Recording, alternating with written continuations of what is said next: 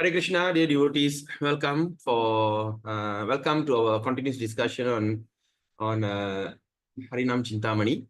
So today is 18th April 2025, Friday. It's supposed to be a Good Friday. I mean, it's not supposed to be. It is Good Friday. All right. So on this day, we gathered here to continue our discussion on Harinam Cintamani. I'm so sorry because of delay, the traffic, and all this.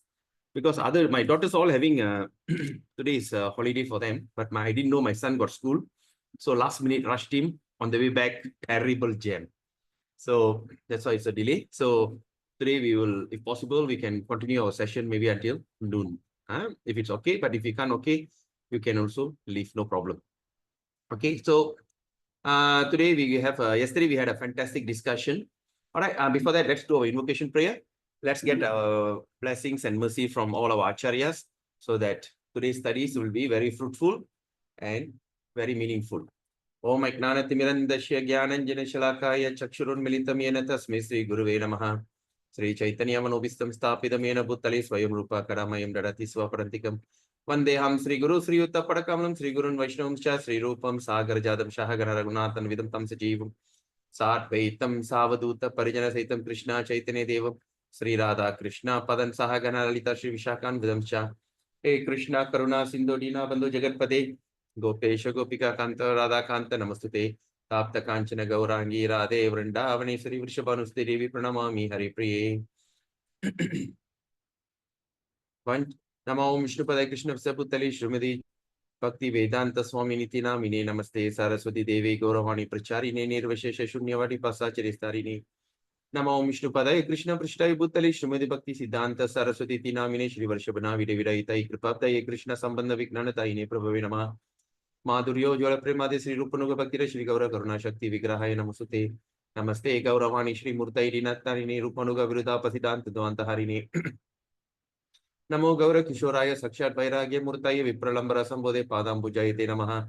Namo Bhakti Vinodaya Sachidanandana Mine Gaura Shakti Sarupai Rupanuga Varayate Gaura Virbha Bhumistamni Dasa Sajana Priya Vaishnava Sarubhauma Sri Jagannatayate Namaha Vanchakal Patrupescha Kripa Sindhu Bevacha Paditanam Pavini Vaishnavi Bhayo Namo Namaha. Jai Shri Krishna Chaitanya Prabhu Nityananda Shri Advaita Gadadhara Shivashari Gaura Bhakta Vrinda.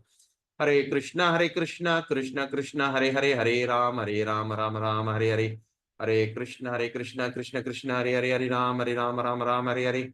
Hare Krishna Krishna Hare Hare Ram Ram Hare Hare. Hare Krishna Krishna Hare Hare.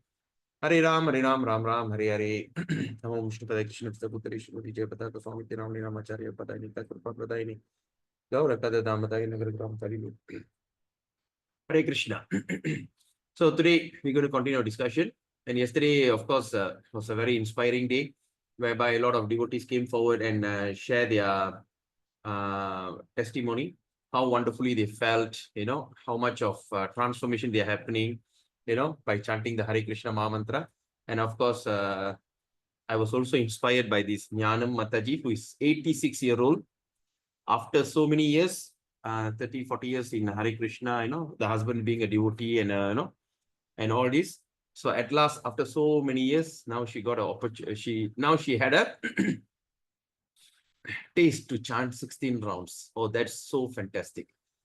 So like that, there's so many devotees, like Rusul Mataji devotee, all were sharing a fantastic testimony, and Nanda Devi Mataji. So it's like so inspiring. So inspiring, and I'm so happy and grateful to all of you for taking up this chanting very seriously. Okay.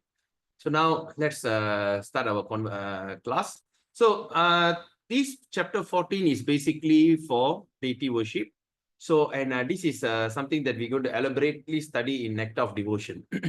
So what I'll do, I will quickly go through this as a reading. So if you have any question, you just can ask. All right. Okay, this is a quick one. Jai Gaura Gadadara Janava Jivana Jaya Sitapati Srivasari Bhakta Gana. Mahaprabhu said, listen, Haridas, you have revealed the truth about offenses to the name. By this, the Jiva of Kali Yuga will become fortunate. You are Acharya of the holy name. So here, Chaitanya Mahaprabhu is proclaiming that, says that you are the Acharya of the holy name. When I hear the description of name from you, I feel great joy. You are Acharya in conduct. You are also the Acharya in conduct and learned as a preacher. Okay. And your character is decorated by the jewel of the name. Ramananda Roy taught me about rasa, and now you have taught me the glories of the name. Okay, Ramananda Roy, there's another thing. So if possible, we also study that soon in the future. Okay, the conversation between Ramananda Roy and Chaitanya Mahaprabhu. Okay, so there he learned about the rasa, all kind of what they call. He taught me about the rasa, the mellow, and now you have taught me the glories of the name. Now discuss the different offense. Now discuss the different offenses in serving the deity. All right, or seva aparat. Okay, that means in deity worship. Hearing these, the darkness of the heart of the jivas will be dissipated. Harida said, those who are serving the deity know about this. I have simply taken shelter of the name. Okay, so how can I know? So look at what Harida says. He said, those who serve the deity, they know about these rules. But now he say, I have simply taken shelter of the name. So how can I know? So we understand that even he has a Nama Acharya, but he simply have taken shelter in the name. So he's asking, how am I know? However, not to violate your order, I will elaborate. Concerning service to the Murti or the deity of the Lord, there are many offenses listed in the scripture. In one place, 32 offenses are mentioned, and elsewhere, 50 offenses. The learned have divided these offenses into 4 types. Offenses directly. First is offenses directly serving the deity. The second is offenses establishing a deity, offenses in taking darshana of the deity, and general offense committed against the deity. All right. So, as we are all working on what they call, we have taken our commitment as the chanting of the holy name is our prime sadhana bhakti. So what happened? So we will just for offense directly serving the deity means for the pujaris who are doing. Offenses establishing deity when you want to set up a deity. The third is offenses taking darshana. So this is what we may not need to follow. Darshana means darshana means meeting. All right. Say like for instance, now I am meeting you. Okay, Rusan Mataji, say I'm meeting you. So say like I'm meeting you. So meeting you is called darshana. Meeting. Right?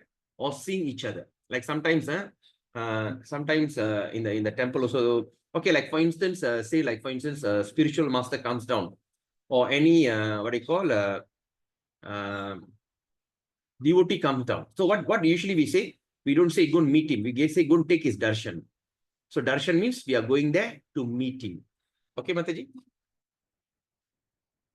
You got it? Yes, little thumbs up. Okay, so darshana, right? So that means taking darshan of the deity means you're going to see deity, you're going to see him, right? And general offenses committed against the deity.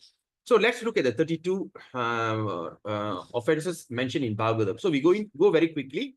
So anything that required, we just discuss. Number 1, entering the temple with shoes. We shouldn't enter the temple with shoes. Entering on a palanquin, like sometimes they carry the palanquin, enter like a king. No, you're not allowed. Observe and not observing festival. Sometimes this festival no need like, okay, like this festival, no need, not observing festival. Okay, it's an offense. And not paying obeisances. So as you come into the temple, immediately you have to pay obeisance. Obeisance means you fall down and take obeisances. All right. So now reciting prayers in an unclean state. Unclean state means sometimes say like for instance, not even bathing or coming to the temple without, say if you go to toilet, you have to bathe. And say if you're having the lady's mother's having period, it's all unclean state. Bowing on one hand, this is very important. So everybody please pay attention to this. It's quite common. Sometimes when you enter the temple, we see people are paying obeisances in one hand. Because one hand they're holding the beads, they are holding like a Superman, like that. So you shouldn't do that. So when you want to bow, you have to put your both hands there, right? So circumambulating in front of the deity. All right, what does that mean? Okay, this is quite common, Sometimes you go around the deity. That means when you go around, okay, like this. Okay, say like for instance, okay, this is the deity. All right, this is the deity is here, altar. So what we need to do, we need to go around the deity. Okay, that means we go around, say like for instance, from the left, we go towards the right. That means clockwise. That means from here, we have to go around the deities. All right, we just go around the deities at least 3 or 4 times. Okay, we have to go around. Okay, like that. But sometimes, you know what they do? They just stand in one place. They just stand in one place and they start to spin. They start to turn. Have you seen that? Anyone? Have you seen that? Yeah. So Yes. they just stand and they just spin. They don't go around. They just stand there and they just like go around like exercise, like 1, 2, 3. They just go around by standing there. All right. So that is an offense. All right. This one you have to take note. That's an offense. Okay. Now, so we shouldn't do that. Now, spreading one's leg before the deity. So when you're sitting in front of the deity, all right, you should not spread your leg. That means put your leg like facing the deity and all this. At the same time, when you sit down, you shouldn't even tie the leg. Sometimes they sit down, their leg is paining, they will pull the thing and they hold the leg like this. All right, you should not do that. That's an offense. All right, that means spreading one's leg, put the leg in front, spreading the leg, or you sit down, holding the knees. All right, all these are offense. Then after that, sleeping before the deity and eating before the deity. We must remember we should not eat in front of the deity. You say like for Sunday program, okay, if the altar is not closed, you should not bring the food in front of the deity, right? And of course, speaking lies before the deity. You should not speak lies before the deity. And you should not be talking loud in the temple room. We must understand the deity is there. We should not talk loudly, gossiping, or cursing, or using harsh words. Using harsh kind of language. We should not do that in front of the deity. All right. Now, gossiping, cursing, harsh words. Okay. Then thanking others in front of the deity. All right. So you want to say when someone come and give you donation or whatever it is, you see, you should not be thanking. You should do it in outside, because you must remember the deity is the main. And of course, the most important, everybody should follow fighting in the temple. Sometimes when people are saying they start fight. You shouldn't. And crying in front of the deity. Okay. Criticizing others. Covering oneself in a blanket. Sometimes they cover a blanket. So like some of the kings, they cover in the blanket and come. Okay, it's not allowed. Praising others before the deity. Using obscene language. Belching or passing gas. Means you should not fart. If you feel you want to fart, you must go elsewhere and fart. All right. You should not fart in front of the deity. Not offering the best article. Eating food not offered to deity. Not offering fruits in season. Offering already enjoyed food. That means you have already eaten, then after that you offer. No. Then sitting with one's back to the deity. That means you shouldn't put your back to the deity. Sitting directly in front of the deity. That's why when you see the temple, we put the sink side. So we don't sit directly in front. Okay, we sit at the side. All right. Paying respect to others before the deity. Not glorifying the guru. Okay, it's this thing. And of course, praising oneself. Who am I? I'm a Superman. You praise yourself, it is also an offense. So criticizing deities or demigods. Remember this. When you criticize the deities or demigods, okay, it is also an offense. So sometimes when devotee, sometimes it's quite common to see the devotee say, no need to do this. Okay, of course, we understand it's no need to worship demigod. But at the same time, it's not necessary for you to criticize them. Okay, it is not necessary to criticize. Even if you criticize them, it is an offense. All right. So other offenses that taken into this is eating the food of a materialist. All right, eating the food. That means we are eating the food unless you don't have a choice. We go out and eat. That vegetarian restaurant and all this. Okay, if you don't have a choice. Okay, then suddenly you're rushing. You have no choice. No choice. Okay. But of course, that's supposed not to be easy. And sometimes when we go to people's house, when they offer you food, they are materialistic people and all these things. So eating the food, because you know why? When the food that we cook, the consciousness will affect the food. But we are trying to keep our senses, because our senses are very wild. Our senses are very, very wild. So, and we are trying to curb it. So we don't allow anything to come and disturb your senses. If suddenly a little thing you allow, pop, your senses will go haywire again. That's one thing, all right? So of course, touching the deity in a dark room. Okay, this is all for puja reason. So approaching the deity without proper etiquette or being unclean, all right? Unclean means like haven't taken a bath after toilet or having a period and all these kind of things. So, okay. Opening the deity room without musical instrument sounding, offering food that's seen by a dog. Oh, this is also very important, right? So sometimes when we have a pet dog, so we must remember that the food that we are cooking for Krishna, it shouldn't be seen by the dog, all right? And of course, speaking unnecessarily during puja. So when the puja time, gossiping, talking, and all these kind of things is not allowed. All right. Going outside the deity room during the course or doing puja, offering incense without a fragrant flower. Okay, this is another thing. So when you want to offer incense, first of all, you must also have flower. Okay, fragrant flower. So offering unsuitable flower during puja, commencing puja with unwashed mouth, having sex before puja, touching the women during her period, touching a lamp, touching a dead body. Okay, if you touch a dead body, of course, you have to come and bathe again, all right? So wearing unsuitable cloth, seeing a dead body, passing air, becoming angry, committing directly from cremation, doing puja with yet undigested food in the stomach. So that's why all the pujaris who are supposed to do, they should make sure that they are fasting. Okay, this you have nothing to do with this because we are not doing deity worship here. Eating onions and kusumbashaka, chewing betel nuts, touching the deity after massage with oil or not bathing. After taking oil massage, so without bathing, you shouldn't touch. Offering flower from an unclean pot, doing puja at an inauspicious time, sitting directly on the floor. That's why you see the pujaris will be sitting these things. That's why even in the temple, we are encouraging all those who come to the temple, either you sit on the mat or you sit on the chair. Don't sit directly. Sometimes we see we prepare everything, but like, people like to sit on the floor. So that is no good. Okay. Touching the deity with the left hand while bathing him, offering old fruit, boasting about during puja, boasting and spitting, wearing horizontal tilak. Okay, what does it mean? Horizontal tilak. The horizontal tilak, you know, the tilak that the Shaivite wear, the patte, three things. They call horizontal tilak. Okay, you should not allow that. Okay, not washing the feet, offering food cooked by non-Vaishnava, allowing non-Vaishnava to be present during puja, not worshipping Vishnu, talking to a Shiva or Durga worshipper before the deity worship, bathing the deity with water touched by a fingernail. That's why you see the pujaris all must have a very short fingernails. Okay, worshipping while perspiring, making oath before Krishna, stepping over article of the deity. All these offenses in serving the deity will obstruct one's bhakti.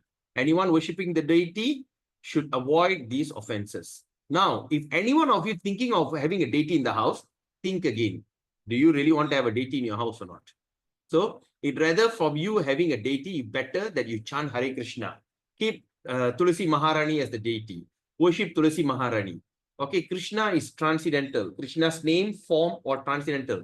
Why we putting a deity, there's a lot of rules and regulations. So don't put it. Just keep a photo. It's also as good as Krishna. Bhagavad Gita is Krishna. Srimad Bhagavatam is Krishna. Have them. So you don't need to worry for all these kind of offenses, right? So what do you see? And a devotee should avoid both seva and nama aprad. Okay, they try to avoid this, both seva and nama aprad. And thus taste the nectar of devotion service. Okay. When the devotee commits seva aprad, he should rectify it immediately. When nama aprad, he must constantly be rectifying, improving, and avoiding. So in nama aprad means always we have to think about constantly rectifying. Okay, now we do the. That's why I said do the journal. Okay, now I did this offense. Now how to come out of it? So keep rectifying and improving. One who is on the level of bhava, that means now is what do you call? Haridas Thakur is saying, one who is the level of bhava worship the deity day and night in solitude, right? He makes no offenses against the name in service because his service is performed in his mind. You understand? All right. He makes no offenses against the name or in the service because his service is performed in his mind. On the order of Haridas, the devotee chant the touchstone of holy name, right? Touchstone of the holy name. Okay. So that's the thing. Quickly, we have finished the deity worship and sing. So do you have any questions on this? If no question, we can try to go to the next one. Yes, Rusan Mataji. And number 4, offer other offense number 4. Yeah. Open this door without music instrument sound. That is, I'm curious, because Okay. yes, I visited Uh, the temple. say, for instance, you must use the bell. First thing, use the bell. And sometimes it's quite common if you go to any South Indian temple or this any Deva temple, before they do the opening the thing, you can see people are playing that what they call the long trumpet and the drum.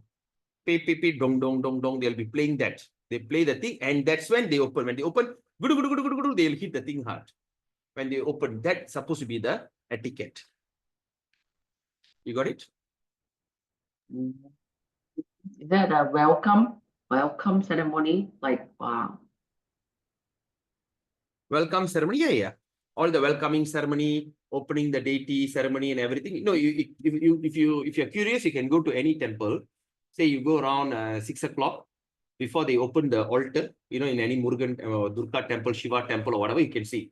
Before they open the altar, they'll be playing the music instrument. So that is supposed to be our Vedic standard. Oh, okay. Yesterday I went, they saw me, they closed all the this. Oh, what time you went? Just visit and it's a Cintamani, around 12, I think 11. No sound, sir. I can't hear you, sir.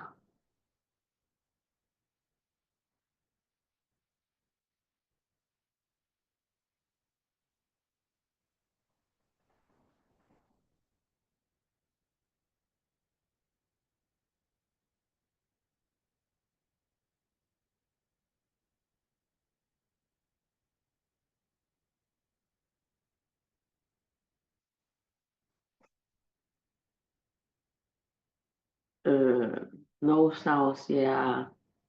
Yeah, no sound. Yeah, nobody can hear you.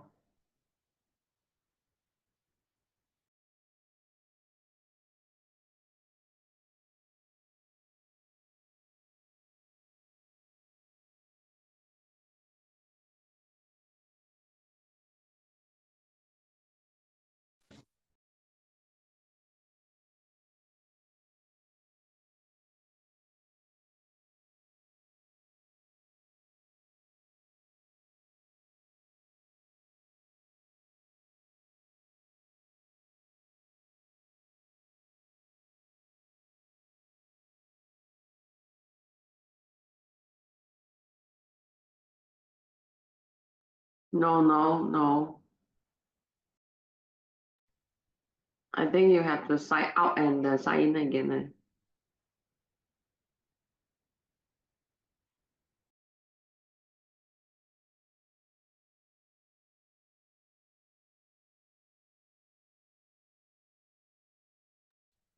Hare Krishna. Yeah, Prabhu, now can hear. Hare Krishna, how about now? Yes, can Prabhu. You're Oh, audible. I think I have to use my computer. Is it clear now in this? Yes. Is it clear? Yes, Prabhu, it's clear. I think my speaker, my microphone, something wrong. Anyway, all right. So what was I telling? So sometimes when you see, when you see in the temple, before they open the altar, they make a sound. They make a loud sound, And after that, when they're about to close the altar, they make it a very soothing sound. Okay, Mataji, Rusan Mataji. Okay, I will check. I will check. So that is the Vedic standard. Vedic standard, all right? Okay. Any other question about these offenses? Hare Krishna, Prabhu.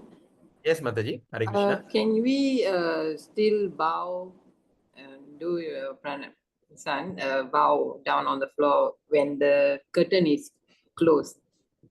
That should be fine. That's not a problem. Okay, Prabhu. Thank See, you. when you enter the temple, even the curtain is closed, you're just paying obeisances. That's it. That's not an issue. First, but before that, first you must offer obeisances to Prabhupada. You know, there's a Prabhupada, this thing, Murti there, right? Yeah. Go to the Prabhupada Murti and all this thing, then come back and pay obeisance. That's not a problem. But when they open the altar, you must pay obeisances. Someone, when I went to Vrindavan, one devotee there told me, oh, don't do that. The curtain is closed already. Oh, is it? Yeah. Oh, okay. Then we can double check with Charana Lakshmi Mataji. She's a pujari. Charana Lakshmi Mataji, are you there? Charana Lakshmi Mataji.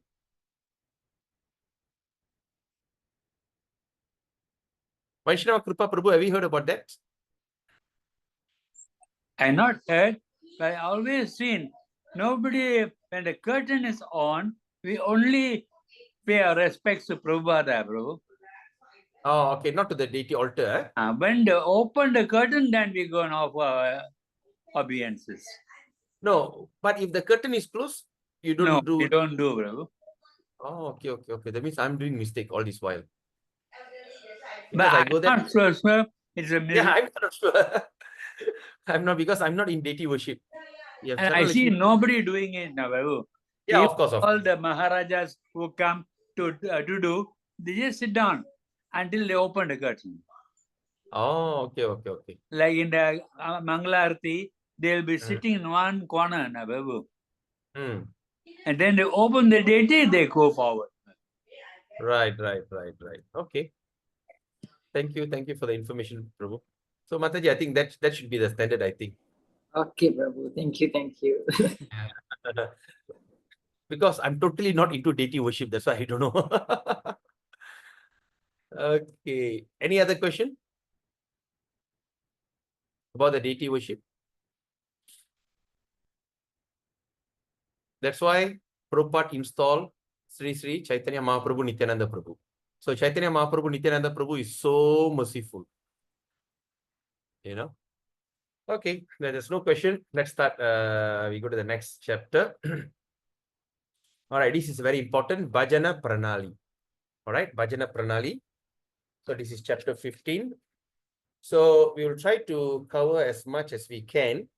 Then Nama Bhajan is a very long elaboration. So we continue to do today half and tomorrow. All right. So then let's look at Bhajana Pranali. Chapter 15. Gadai Gauranga Jai Jai Nityananda Jai Sita Nata Jai Gaura Bhakta Vrinda. The Lord says, Haridas, by your devotion you have received all knowledge available in the universe. All the Vedas are dancing on your tongue. All the conclusion of scriptures are in your speech. So what we understand for all the 10 apra that we were listening to from Haridas Thakur, actually that is the conclusion of the Vedas. Now, speak clearly about rasa or sentiment or mellow of the holy name. Okay, now Chaitanya Mahaprabhu is asking Haridas Thakur to speak clearly about the rasa. Rasa means sentiment or mellow, okay, of the holy name. How does the jiva get qualification? Now the question is, how does the jiva get qualification of the rasa of the name, which is we all are looking forward? Haridas in great bliss says, through your inspiration, I will describe it. The highest, purest state, the perfection of the absolute truth is called rasa. So now we understand? Please underline this statement. The highest, purest state. The highest and purest state, the perfection of the absolute truth is called rasa. So now another thing, rasa is not the emotion or sentiment of the material world. Okay, another important statement.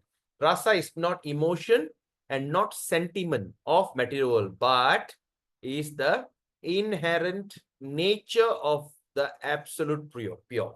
What is inherent nature? That means it is a natural condition. Inherent means it comes to you naturally of the absolute pure. And it is unlimited. Number one.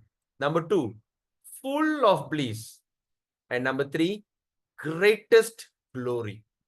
Okay, greatest glory. The absolute truth reveals variegated character. That means the absolute truth, that means the Krishna reveals, what he reveals is variegated character. What does it mean, variegated character? Varieties of character. The loving character, angry character, friendship character, all this kind of variegated character through his energies. Okay? Which are inseparable, which is inseparable from his very existence. Okay? Which is inseparable from his very, okay, that means now that means his variegated character through his energy, which are inseparable. That means energy and Krishna cannot be separated from his very existence. So what is the very existence we're talking about? The very existence, we call it as Abhina. All right. So this is some of the terms that we should remember. All right. So Abhina means the character that is varieties.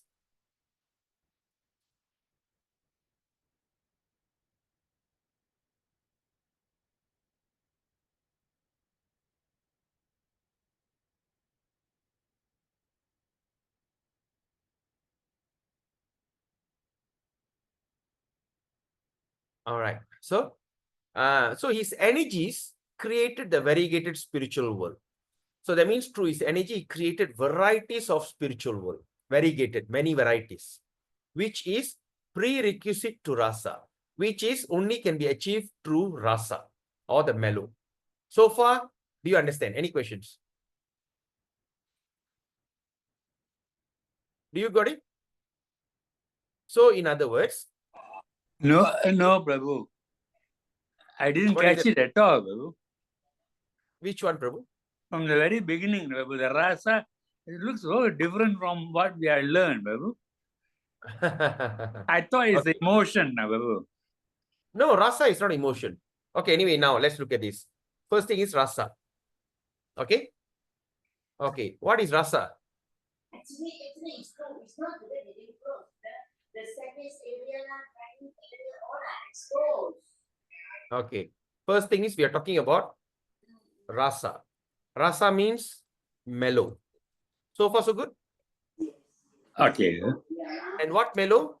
It's a spiritual So you say if I expression. then yeah. Spiritual expression. Okay, which is in I'm just paragraphing untold love. Or feeling. One, then the whole area very cold. Untold, what they call mellow spiritual expression, untold love of that of feeling that is impossible to express or understand. You got it? Yeah, Prabhu. All right. So this is rasa. So in other words, this kind of rasa and all these things, which is, say, I love my father. Why? I can't explain it. I love my wife. I can't explain. So that is rasa. Okay. I'm giving it in a very layman term. Okay, Prabhu? Yeah, Prabhu. So now, from this rasa, what happened? So, from this feeling of rasa, okay,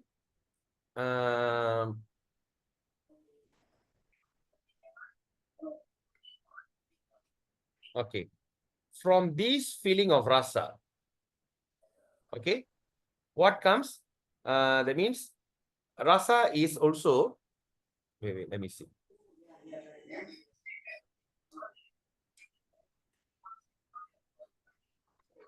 So in this rasa, it is the, that means through the rasa, all energy is what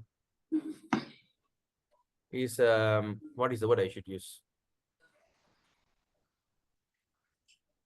Conceived. I mean, what? Conserved. Conserved. All energy is conserved, or in other words, and it has varieties. Okay, Krishna's rasa is not single. So all energy is conserved. That means all that energy of Krishna, all these things, it is kept in this rasa. Okay, so far so good. Yeah, Prabhu. You get it? So when you look at this inherent nature of the absolute pure, unlimited, full of bliss and greatest glory. Right? So it's all the energy is conserved. That means all that energy of Krishna is conserved in that rasa, but in varieties. Okay. So like example, he is prema rasa, he is vatsalya rasa, he is sakya rasa, friendship rasa. So that means he showed his friendship rasa with Arjuna and the brothers. It's prema rasa he showed to the Radharani and the gopis. Got it? So that is how all that energy is conserved. Okay, Prabhu? Still, Prabhu, the title you give, through your inspiration, I will describe it, the highest, purest state, the perfection of absolute truth is called rasa. Yes. I'm not able to connect now. Okay, now let's look at this.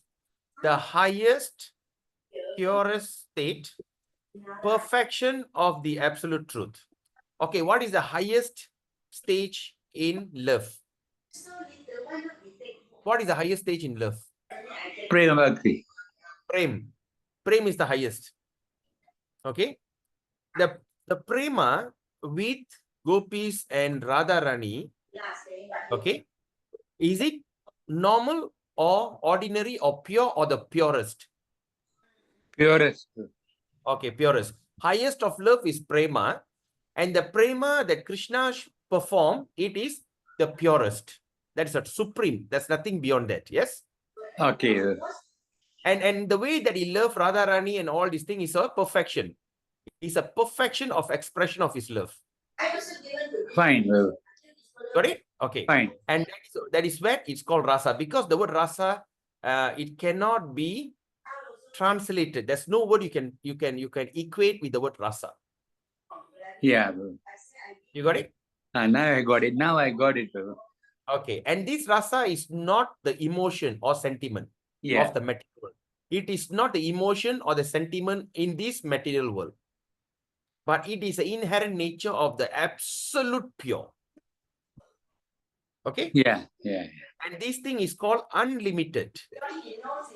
And it is full of bliss. And this is the greatest glory. Okay, Prabhu? Great. Okay, now you got it, huh? Yeah. So that means this energy is constant, that means varieties. And through this variety, what happened? Okay, now let's look at this. That means through the variety,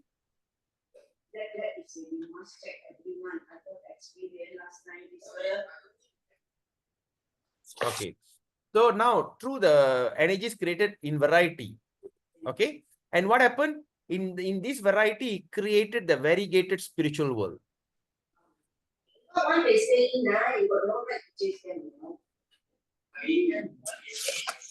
Okay. Are you following me? Yeah. All right. So we are taking created variegated material. Example, if you have rasa of worshipping Lord Narasimhadev, and you only worship Lord Narasimhadev because that is your natural propensity, you fall in love with Narasimhadev. So you go to the place where Narasimhadev lives. Where he lives? He lives in Aho Biladam. It's one of the Vaikuntha Loka. Okay. And say you are so attracted to Lord Ramachandra. You only worship Lord Ramachandra is your greatest attraction.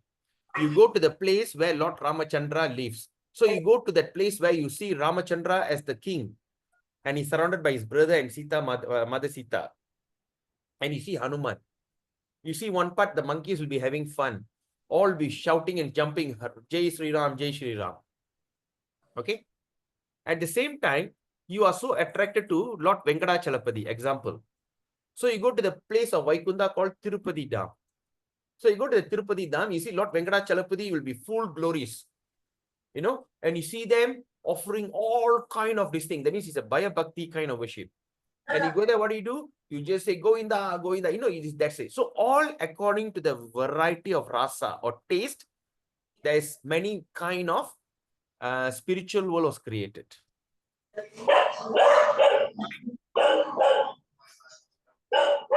you following me? Yeah. you got it, Prabhu? Yeah, Prabhu. Okay. And this variegated spiritual world is by prerequisite to rasa. Depends on what is your taste, you get, the taste is created accordingly. Some of these things, all kind of things we experience, we see that ourselves, correct or not? That's why sometimes like Okay. Now, is it taste mean? Is it taste mean? What is that question, Mataji? I don't understand. Oh, I mean the rasa. Rasa, is that the meaning is taste? Okay. Rasa means taste, of course. In Malaysia, in common language, upper rasa is taste, this thing. But this is mellow, beyond the taste. That's why they say cannot be described. Say, like, for instance, your love to your son or your husband. Can he describe? Cannot be described. All right. It's a feeling. Like example, now sugar. I've not eaten sugar in my life. Okay. And now Rusen Mataji, you're trying to tell me what the sugar tastes like. But I've never eaten sugar in my life. Then how are you going to explain to me? Sugar. Yeah, but I've not tasted. The sugar, it's sweet. You feel good. But I've never tasted. So what do you need to do? Open the mouth and put the sugar. Suck. That is the taste of sugar. It has to be experienced. That's why we call it mellow that cannot be tasted. Okay. I hope everyone understand on this. Everyone understand? If you can put a thumbs up. Rusen Mataji, you got it? Let other people give you an answer, not me. No. You do you understand or not?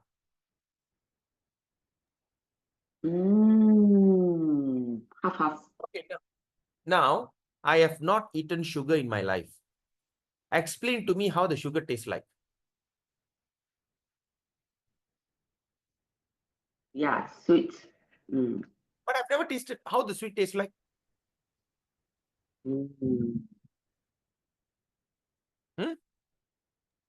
Why we need to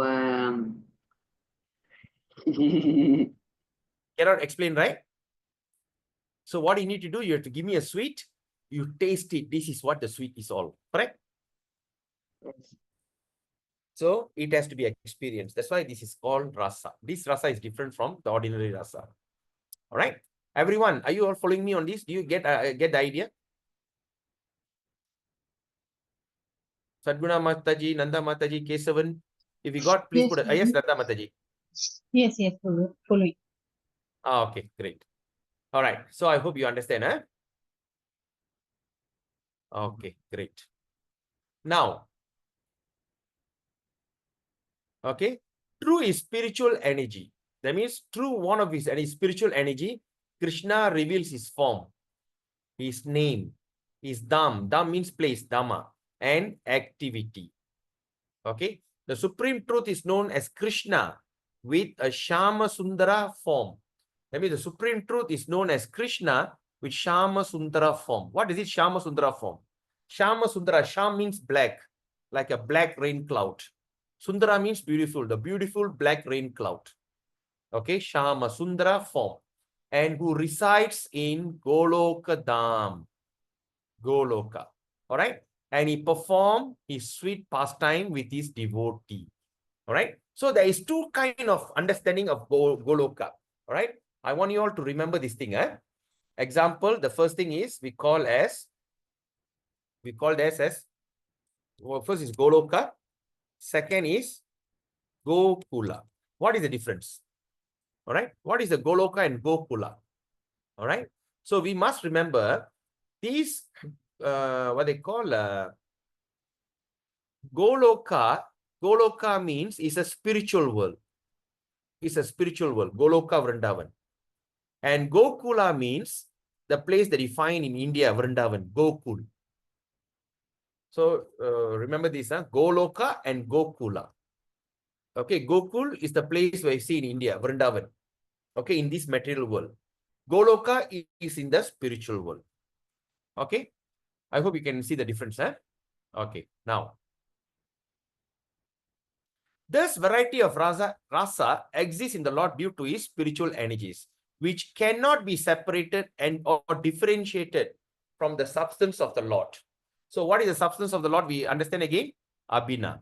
Abhina means the substance, the original distinct, okay? The very existent, that is cannot be separated. In this way, the absolute truth remains supreme. Whole, in this world, in this way, the absolute truth remains supreme. And the whole means akanda, beyond duality, advaita. Advaita, advaita. Dvaita means two. Dua, in Malay we call dua, dua. So DVA, dvaita, dua. So it's called two. So advaita, when you put a A means there's no duality. So what is the duality? Like yin and yang. You know that in Chinese, you know, they say yin and yang, black and white. In this world, everything, there's two things, man and women, good and bad, happiness and sadness. There's always duality. But here, the absolute truth, Krishna, remains supreme and is complete whole. That means it's complete. It's complete. You can't find any loopholes there. At the same, beyond duality, Advaita. Advaita means there's no duality. There's no duality. Only one. At the same time, simultaneously engage in transcendental world full of beautiful forms, activities, and emotion. This is how, at the same time, he engaged in this transcendental world in Goloka, Vrindavan, and all these places they have a beautiful form, they got beautiful activities and wonderful emotion. Anybody understand? Any question?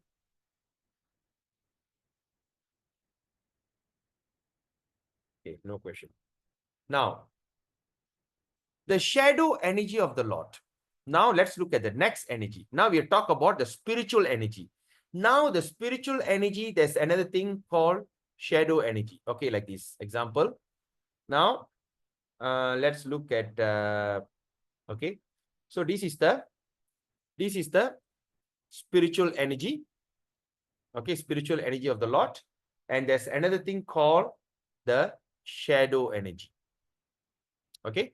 So that means here we understand this is the spiritual, this is the body, and this is the shadow. All right.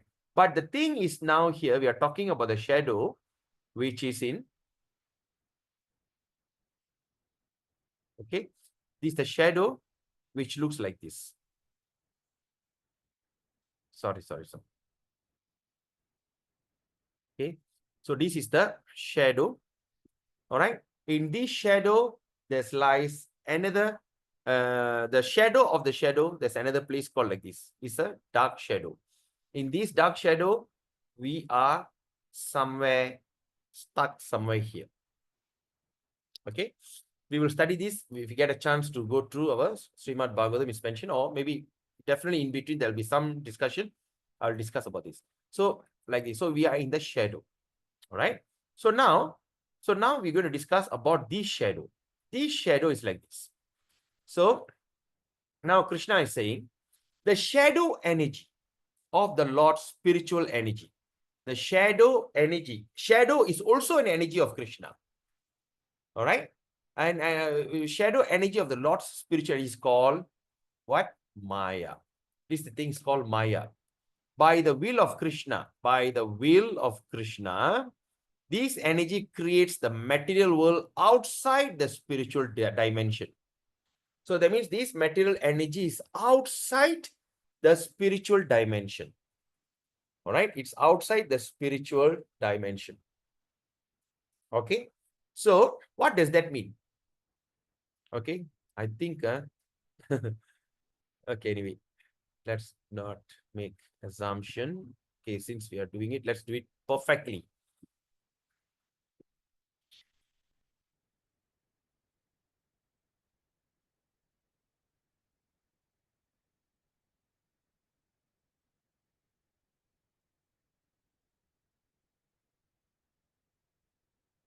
All right. So this is the entire spiritual setting. All right. Entire spiritual. All right. This is the Goloka Vrindavan and all this. Okay. I just let me go it quickly. And this is the another place. All right.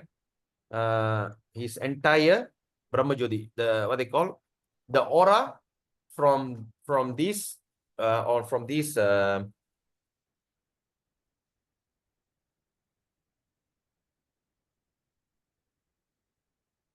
okay, the aura from this is the place is called Brahmajyoti, and in that place All right. There's another space here.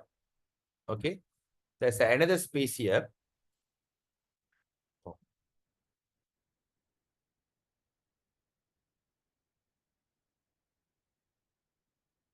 Hey, why these things keep coming like this?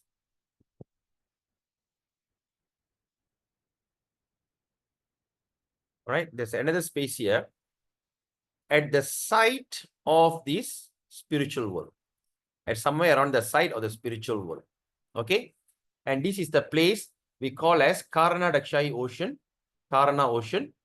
And in that place, all right, Lord Narayana appears here. Okay, Mahavishnu, Narayana, in Karana Ocean. In Karana Ocean. And in that Karana Ocean, what happened? From his body, many bubbles start to appear.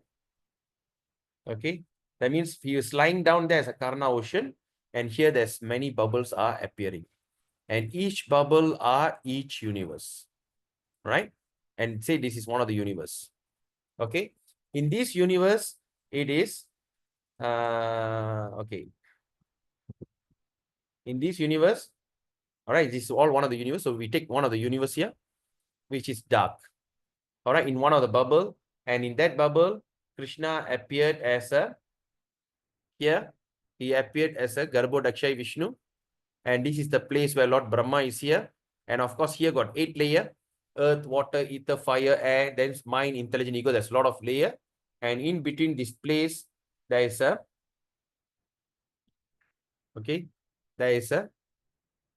right, there's this thing, and here got all the 14 planetary system, 1, 2, 3, like that, so many planetary system, right?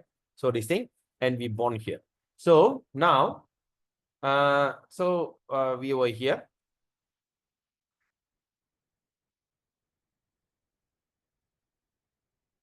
Okay, and this is the place we call Mahesh Dham, and this is the place where the spiritual world and varieties of Vaikuntha here, and there's a spiritual world here.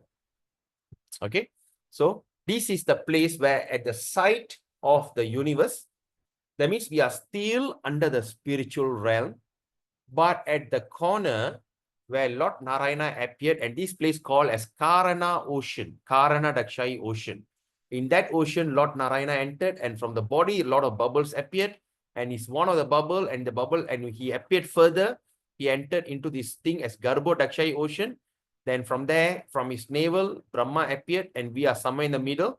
And of course, the same Garbho Dakshai Vishnu appeared here as a Shiro Dakshai Vishnu, who came as Paramatma, or localized Vishnu, and also the one Vishnu entered into every cell.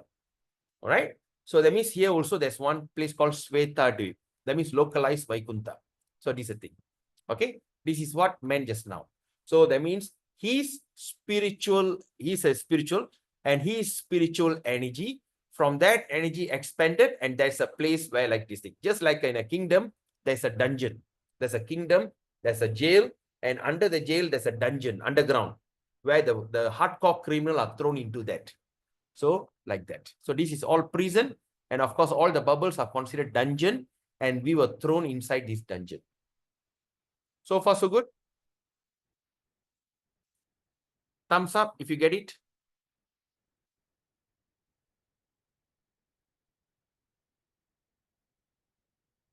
All right. Okay. So it's what it's mentioned here, that the energy creates material world outside of the spiritual dimension. Okay. Outside the spiritual dimension, or in like out of the thing, right? And now, true is Jiva Shakti. Jiva Shakti means what? The living entity. We are the Jiva Shakti of the Lord. Okay. What happened? He creates the innumerable souls, and situated between the material and the spiritual world. All right. True is Jiva Shakti. That means he had the Shakti called Jiva Shakti. How the thing happened? When Karna Dakshai Ocean there, he's look at Rama Devi. And of course, then I don't go into details to confuse you. So there is a Shakti called Jiva Shakti, and through the Shakti, he created innumerable souls. That means we all appear from that Jiva Shakti. Situated between the material and spiritual. You know, the blue things in material world and the spiritual in between. They call Devi Dham, Mahesh Dham. Similarly, in quality, to Krishna, but in infinitesimal size. All right. So that means situated between the material energy and this thing. So now this Jiva Shakti is similar in quality. So it is similar in quality to Krishna. I mean, but infinitesimal. Infinitesimal means what? It's extremely tiny, super duper small in size. All right. Now we are saying tiny.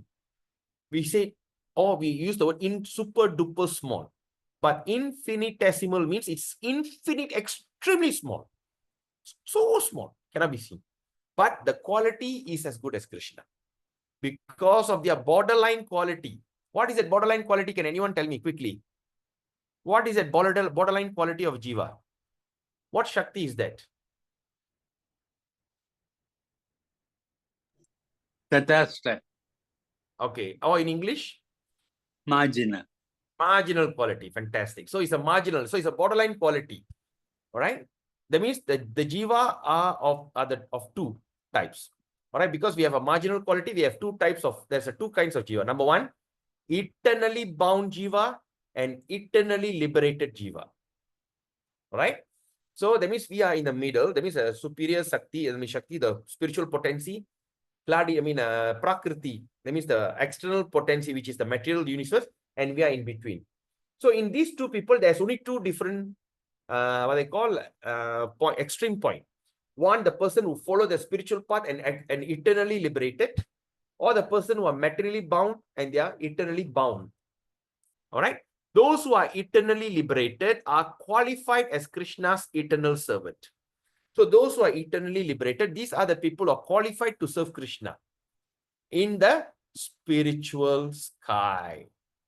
And those who are eternally bound, engage and suffer in material shadow away from Krishna. Isn't that very clear? So we are in the shadow, went far away. That's why we are struggling in our sadhana bhakti. We are struggling. So, but we can go on by the mercy of spiritual master. We will study that in next chapter. Now. Take a rest, please. Yes, yes. My head is full. Take rest, please. Almost 1 hour. This topic is too deep. Sorry. Say again. It's take few minutes. Take few minutes. Oh, rest. you want to take a break? My Okay. brain was full. Your brain full already, huh? Okay, sure. So now 10:47, let's take 2-3 minutes break. Go up, look at the sky, have a water, relax and come back. Okay? Don't take long, huh? Hare Krishna. We resume. Okay. So actually, I would like to apologize, because I was thinking, I became like kanchong because I was thinking like we may not be able to finish the course Harinama Cintamani by today and tomorrow. So actually, I went a bit fast. So I realized until Rusan Mataji also like. So I think many of you also felt the same thing. Never mind, we take our time, okay? So even we can't finish it today and tomorrow. We can even continue on Monday. We can start Nectar of Devotion on maybe Tuesday or Wednesday, all right? So let's not rush. Is it okay with everyone? Do you all agree with me? Agree very much, Prabhu. So Gandhi Mataji, you should have told me, I so confused. Okay. No, because I was thinking, oh my God, I cannot finish by time. So that's why I went very fast. But now I realize, okay, now let's cool down. Do you have any question? Anything that you don't understand, let's do it again. I love people asking questions. Anything you want to, anything that you didn't get it. Come on. Any question? Gandhi Mataji, do you have anything? Rusan Mataji, yes. Okay. This topic, because our mind is not that formed into the pictures, because the whole Viper causes is not in our brain. So every single, like the shadow, when you see the shadow, you still need to explain so many. So the shadow is not in our brain. So when it comes to The other cells are we like blurring. Okay. I So don't know did you others are. understand the shadow or not? Now I get it because you slow down. Oh, okay. Okay, because I slowed down, you got it. Okay, fair enough. But do you understand the shadow? In the spiritual world, there's a Brahma Jyoti, the shadow of you know the Brahma Jyoti, right? The yellow color. Yeah. I understand it now. That one corner, there's a dark side. Very good. Vaishnava Ask- Prabhu. Yeah. Prabhu, what do you mean by Pranali, Prabhu? Pranali. Yeah, Where did I say Pranali just now? the Bhajana Pranali. Oh, the title. Yeah, Pranali means what, Prabhu? Okay, that I have to check. Pranali. Pranali put, I think, as disciplic succession, but it has got no connection with this we are reading, Prabhu.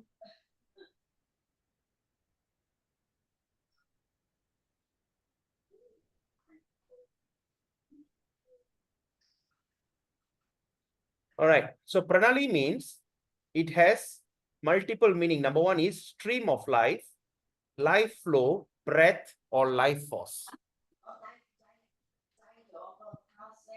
Okay. So that means we are talking about the breath. That means Bhajana Pranali means the life force of Bhajan. Okay, well, yeah, that's nice, Prabhu. All right. Okay. Anyone else got any question?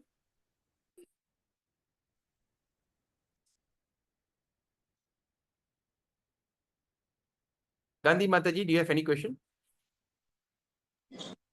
When the spiritual energy and the shadow energy of the Lord's spiritual energy,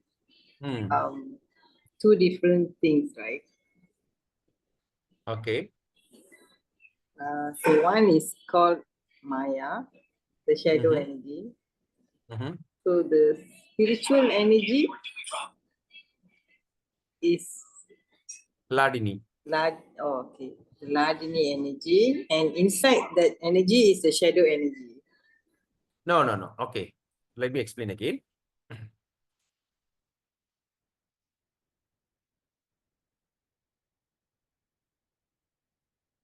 Okay. First, there's a three types of energy here. Okay. First is we call it, okay, I just separate them. Okay. There's a first energy, we call it as the, okay, this is the, we call as spiritual energy, or we also call it as Ladini Shakti,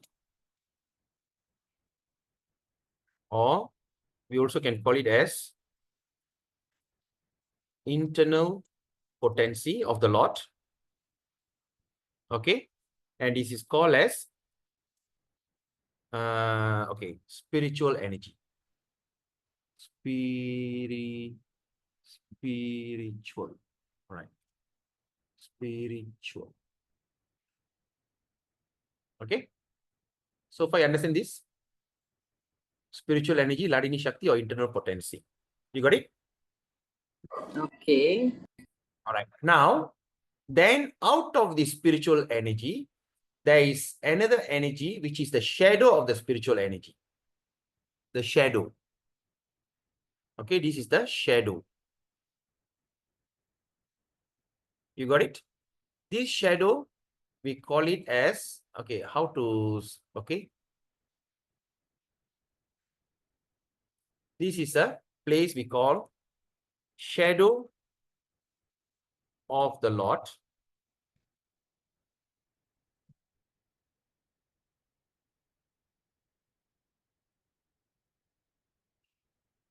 I'm missing. Just give me a second. Shadow of the spiritual energy. Spiritual. Okay. Shadow of the spiritual energy. Okay.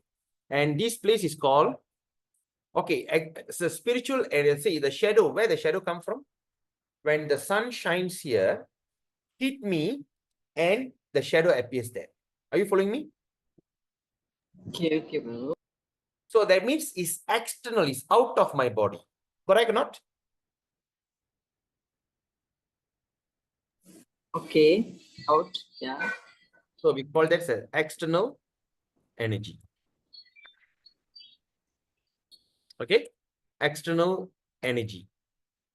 And is this shadow reality or not? Is the shadow real or not? That's where it's called Maya. So is it real? Is the shadow is real? No. It is real as long as there's a light. So it touches me, there's a shadow. So shadow is real but not real. Okay. It is duality. There's two things. It can be real and it's not real. Okay. Correct or not? As long as there's a sun in front, there's a light in front of me, there's a shadow. If there's a Okay. light is off, there's no shadow. Okay. So we call this as Maya. Okay. Maya energy. So what is that thing that you find in this material world? We call duality. You got it? You know, understand what is duality means? Two of everything. And that means there's a man and woman, good and bad, happiness and sadness. You know, when there's a light, there's a shadow. When there's no light, there's no shadow. There's always duality. Okay. So what you call duality in Sanskrit?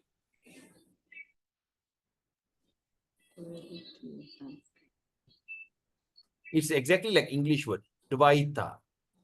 Dvaita means two. Okay. So this is a place we can see Dvaita. So that means you see duality here. Okay.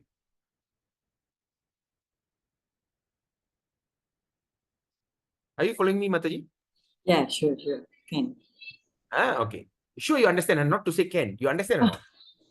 Yes, If yes. you don't understand, please ask. I am willing to spend the whole day talking about this also, no problem, because we need to understand once and for all. Okay, go on. No, Brother. no, no, don't say go on. Did you understand? Yes. Ah. Duality, as you said, is when you have light, you can see the shadow. So it's duality. If there's no Duality. light, there's no shadow. Okay. So there is What no is another duality. example? Another example of duality? As you said, man and woman. Yes. So like the Chinese term, Chinese term Yin and yang. of yin and yang. Yes. Yin and yang. Yin and yang. Okay. Okay. Krishna Prabhu, can I say in the duality for mixed Huh? energy, mixed, MIX, MIX, yeah. What is that? mixed energy for duality? Yeah, of course, when there's a mix, of course, there's always duality, there'll be a mixture also. Because the Mataji is not so clear. That's why I'm telling you. Mixed. Oh, mixed energy. Oh, okay. But the mixed energy is, of course, more detailed. Like men and women combined, they become like, there's another one. If a woman become man, there's a duality, there's a mix. Okay. Okay, so We don't no need to go into that detail. I know. There's a mixed energy also. That means varieties of energy, but the main is duality. Okay. So Gandhi Mataji, so far you got it? Okay, so far, okay, so good. So later you have to explain to me, yeah? Okay. So you must really know what you're talking about, All right. So this is a shadow energy, this is yin and yang. And this place is called illusion. And this is the place where what they call, there's a two types of jiva. Eternally liberated, eternally born. So this is the place where eternally bonded jiva suffers. Okay. This is the place where eternally bonded jiva, the jiva that is stuck in this material world, they suffer eternally in this place. And how? In 8.400 million species. Okay. So far, so good. So can we move on from here? Any question? Anyone? All right. So this is the shadow of the spiritual energy, external, and we also call it external energy, Maya energy. So now, who are we? Now, we are here. So we are somewhere,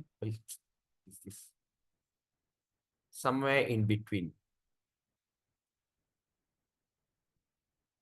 Okay. We are somewhere here. So we are known as, okay, marginal. Marginal, or we call as tatastha Shakti. All right. We are known as Tatastha Shakti. What is Tatastha Shakti means? When you see a river and the bank, there is a somewhere in between. There's a line. It is not on the bank. It is not on the river. It is in between. All right. Sometimes the river can overflow to the bank. And when the drought season comes, the river can shrink and the bank can overflow the river. I mean, overcome the river. But there is a line between the river and the bank. In between, there's a fine line. And that's called Tatastha, in between. So we are known as Tatastha Shakti, marginal. Okay. So far you got this? All right. Now, so we are at the marginal Tatastha. So now let's look at this. So from here to here, and from here to here. All right. There's two different, only there's two different kind of people. The first person, it is called as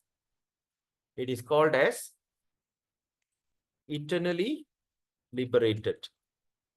Eternally liberated, they stay at this area. And what is their nature? They serve Krishna personally. Okay, they become a servant of Krishna, and they live eternally in this spiritual realm. Okay, eternally liberated. So these are the people who are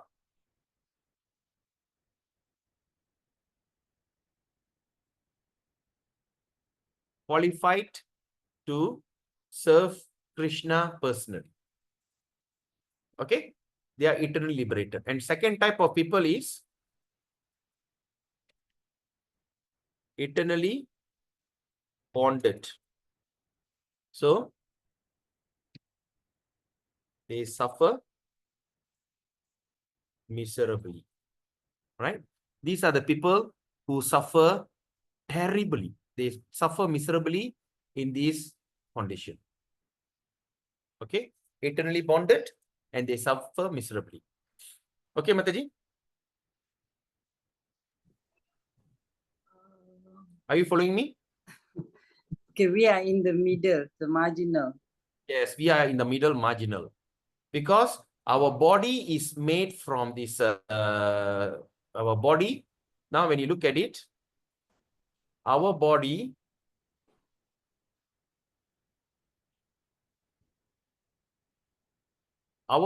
is made of this material element.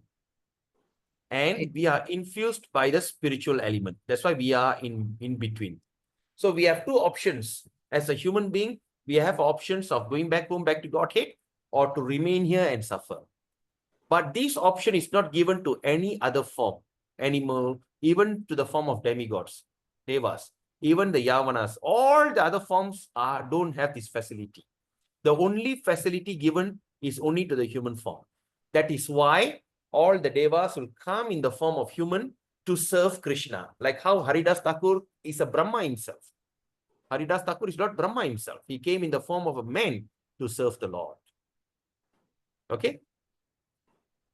Okay. Okay, you got it? Yes. The borderline quality is which one?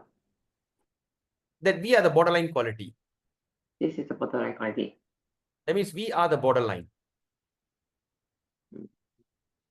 Okay, we have the borderline. Okay, why we are borderline? Okay, we are the border. This is the border of both qualities. So that means we have the border of both the qualities. Okay. So we have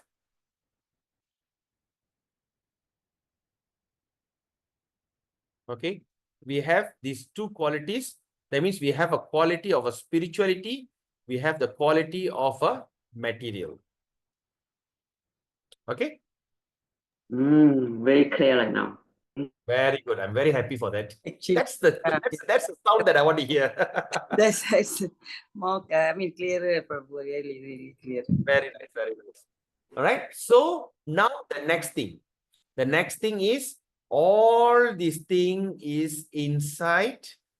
All this thing is inside the spiritual realm. Can you see?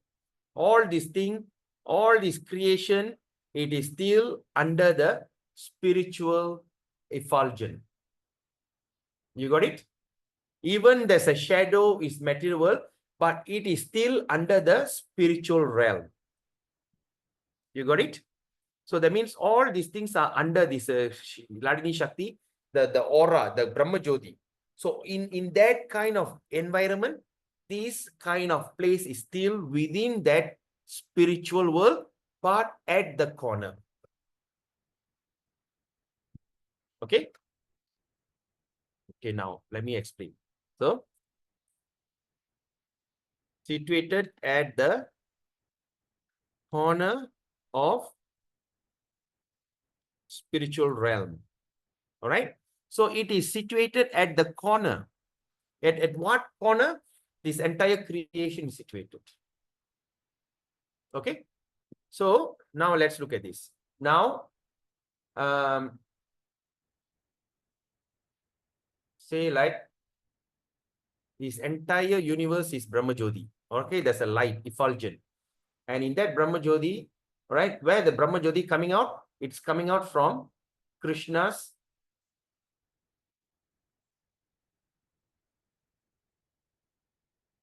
all right, it's coming from Krishna's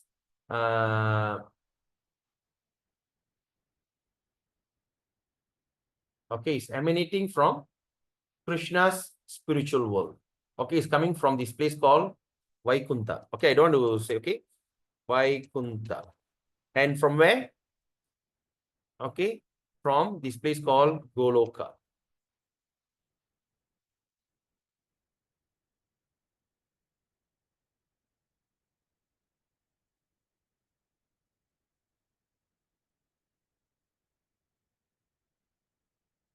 Okay, Goloka. So there's a place called Goloka here, right? Goloka.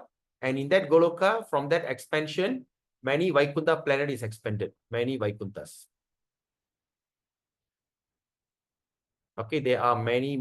Lama, what is this nonsense? All right. So there are many Vaikunthas emanating from here. Okay. So this place, what we call, in other words, to simplify, we call this as the spiritual world. This is the place spiritual world. All right. And how the Vaikuntha is created? The Vaikuntha is created according to Lord's rasa. All right. So it's all created according to the Lord's rasa, according to his pastimes.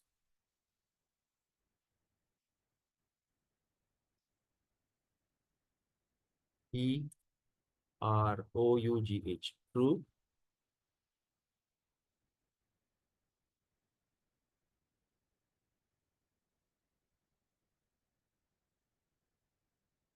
Through his pastimes. So all these created accordingly through Lord's rasa through his pastimes. Okay. You understand? What example? Anyone don't understand this? So Goloka, and from Goloka, all varieties of Vaikuntha planet is created. And how the Vaikuntha planet is according to the Lord's rasa. You got it? Gandhi Mataji, Rusan Mataji, Nanda Mataji, Charna Lakshmi Mataji, Sadguna Mataji, Vaishnava Kripa Prabhu. Krishna Prabhu, I have one doubt, Prabhu. Where go resides with Govinda, Goloka or Gokula? What is it? Where Lord Govinda resides with Go? That's why I explained just now. Goloka means is Goloka. This is a spiritual world. Gokula means in material world, India. Vrindavan is called Gokula. Then the ghost resides with staying with Go stays with Lord Govinda is Gokula or Goloka? Again, Goloka means the spiritual world, Goloka Vrindavan, where Krishna, Gopis, and Sakis all live. Okay. There's a planet, Goloka. Gokula Okay. means there's a place in India, Vrindavan. India, India, Madura, Gokul. Okay, Prabhu, understand. So the Gokula means in this material world. Okay. Goloka is the planet Krishna. Okay, Prabhu. Okay. Nice question. Vaishnava Prabhu, I'm okay, Prabhu. you got it? Yeah. All right. So now, Gandhi Mataji and Saras and Rusan Mataji. Do you understand? Okay. What does it by according to Lord's Rasa? You understand what does it mean? Yeah, according to his sweet pastimes they put here. So his sweet pastimes are, example. Yes, come. That's the question. You are coming to that. Come on. Okay, his sweet pastimes with his devotees. His sweet pastimes are with Radha in Yeah, Vrindavan. I understand. That's Vrindavan, that's Goloka. But now the question I'm asking, Vaikunda is created, all the Vaikunda is according to Lord's Rasa through his pastime. What does that mean? Yeah, what does that mean? I'm asking you. Through his pastimes. What does this statement means? His pastimes. Anyone wants to help her? Anyone knows the answer? Rusan Chiang Mataji? Gandhi, yes. Chanalakshmi Mataji, yes. Created by is Leela Prabhu. Example? Pardon? Created Example. What's the example? Give me example. like playing with his friends, playing with the girls, playing and staying with the parents. No, that is in Goloka. I'm not talking about Goloka. I'm asking about Vaikunda. What does the Vaikunda expansion? How to understand that? What is expansion according to the Leela? Now I'm talking about this Vaikunda planet. Is it expanded through his sweat? No, not at all. Okay. The question I'm asking, what does that mean? Just now we read that Bhakti Vinod Thakur and Haridas thinking that Goloka is the where Krishna is there with his friends, girlfriends, father, mother, everything is there. And the Vaikunda planet is created according to Lord's Rasa through the pastime. What does that mean? Can anyone remember? His personal expansion, Prabhu. What? Like what? What pastime? Example. Give me example. Like if you his expansion like Narayana, there's a Vaikunta for him. For Narasimha Bhagavan, there's Vaikunta. For like Yeah. that. Very good. No, why I ask you this question? Because I feel that I was fast on that topic. When I talk about that, I think I came very fast. So I understand that most of you didn't understand that. So what we understand, what Vaishnava Kripa Prabhu says is right? The Vaikunda is according to Lord's pastime. Say when Lord come in the form of Narasingha Dev, there's a Vaikunda called Aho Vila Dam. There's a place where Prahlad Maharaj, Narasingha Dev, and all the associates. If you become a pure devotee of Lord Narasingha Dev, you go to that place. If you are the person who loves Lord Ramachandra, you pray Lord Ramachandra, anything only Ramachandra like Hanuman. When Hanuman saw Krishna, he couldn't recognize. He went to Krishna and asked, where's my Ram? Just like the gopis saw Narayana, he went and asked, where's my Krishna?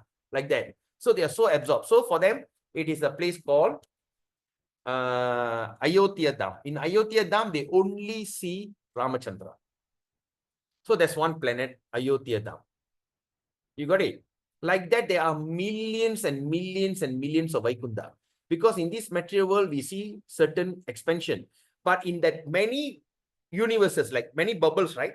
In many other universes, there's so many expansions of Krishna, innumerable. So in every expansion, there is one, and whoever that you become so attached to, your Ishta Devata, Ishta Deva, the form of the Lord that you're so attracted to, you go to that particular, what they call, planet. You got it? Gandhi Mataji or this, what they call, Rusan Mataji? Okay, yeah, okay, pastimes. You understand, eh? Understand. That's Vaikunta. So Vaikunta is specific. What is your mood? You go there. Okay, I give you another example. Huh? Okay, Rusan Mataji, do you get this? Before I go to the next one. Please go to the next one so I can No. digest. You understand this or not, first of all?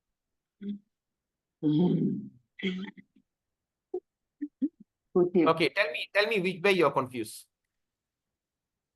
Never mind. I No, choose. Mataji, you must ask. There's no such thing, never mind. You must ask. No, pass. I need to pass today. You have to what? Yeah. I need to slowly to digest. This is Vaikunta Lo Lasha. Okay. Now, do you understand what is Vaikunta Loka? Do you understand?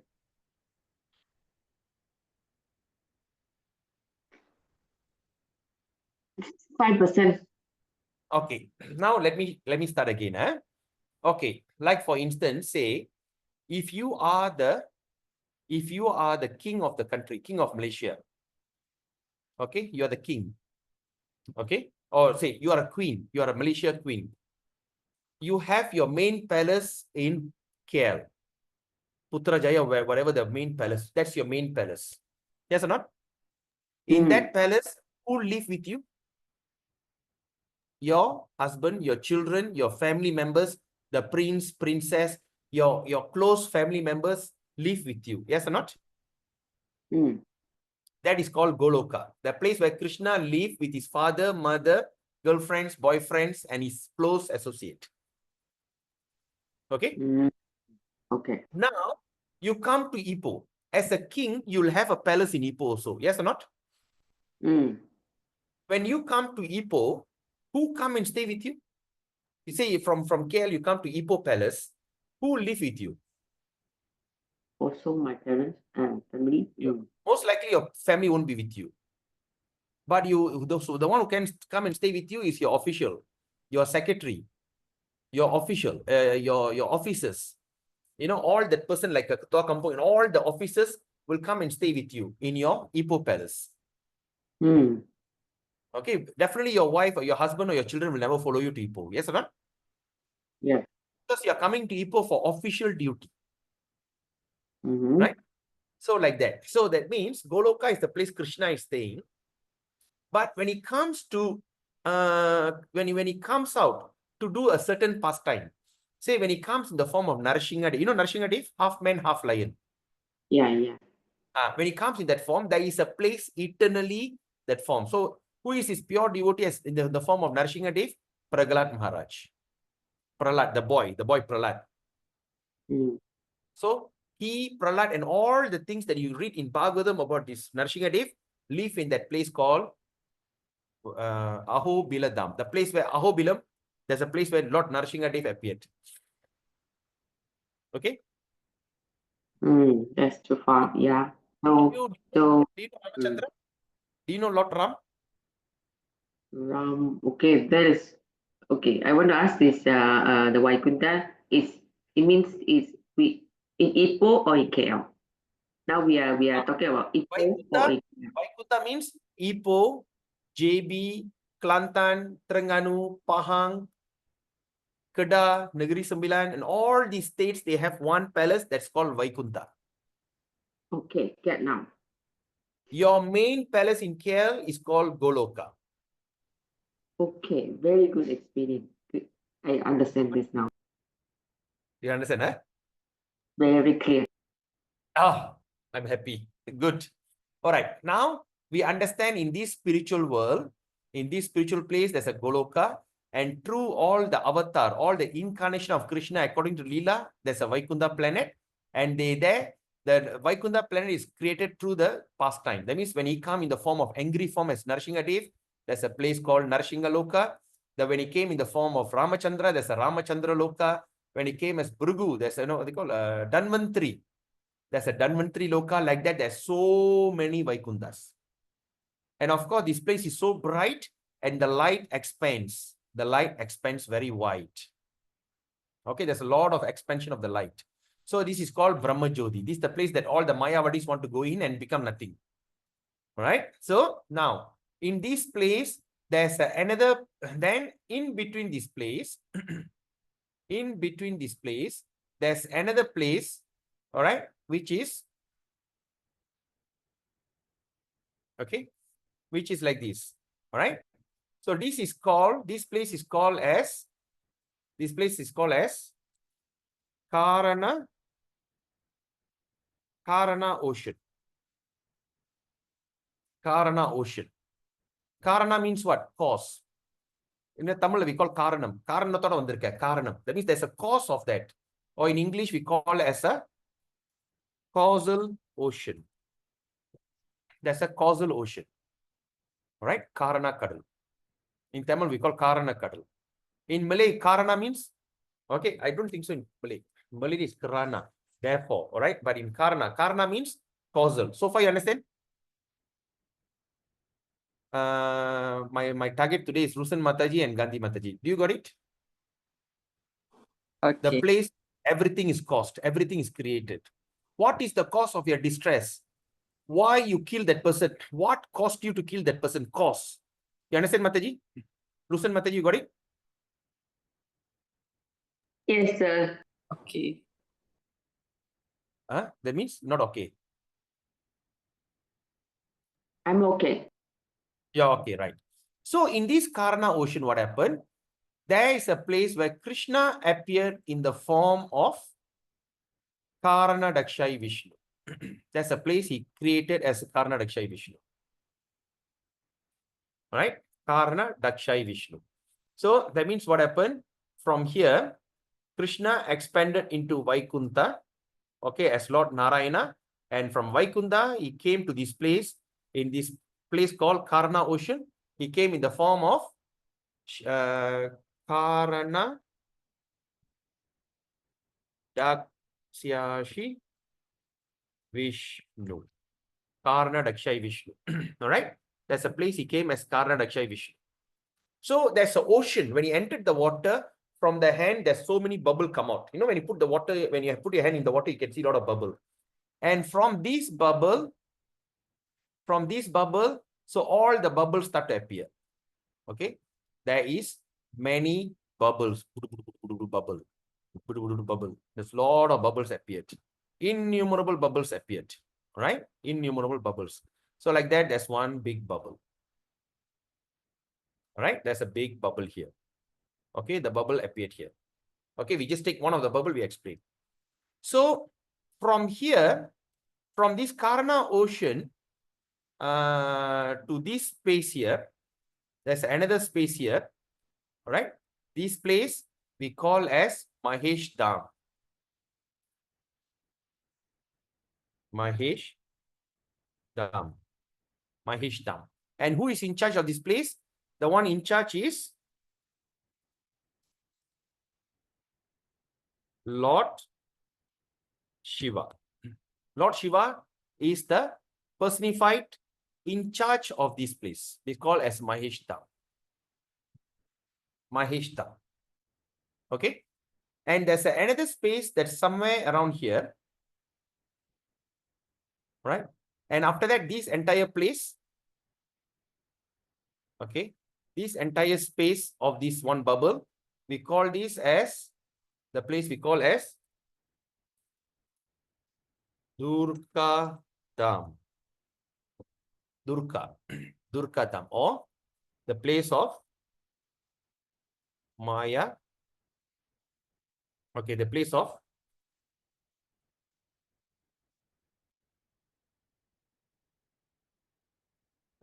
misery. All right, that's a place called Durga Dham, and this is the place we call the place of misery. Right? And in this Durga Dham, there is a small tiny space where Lord Shiro Dakshai Vishnu appeared here, Garbo Dakshai Vishnu. And from that Vishnu, okay, who appeared here? Here? Brahma Gar- from his navel.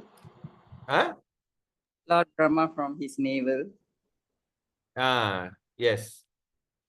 So, Garbo Dakshai Vishnu. So, we always remember the word Garbha. In Tamil, we call Garbham. Garbha means in the womb. That means in the place. So, in the place, Garbha Daksyasi Vishnu appeared. And from that Vishnu, and from his navel,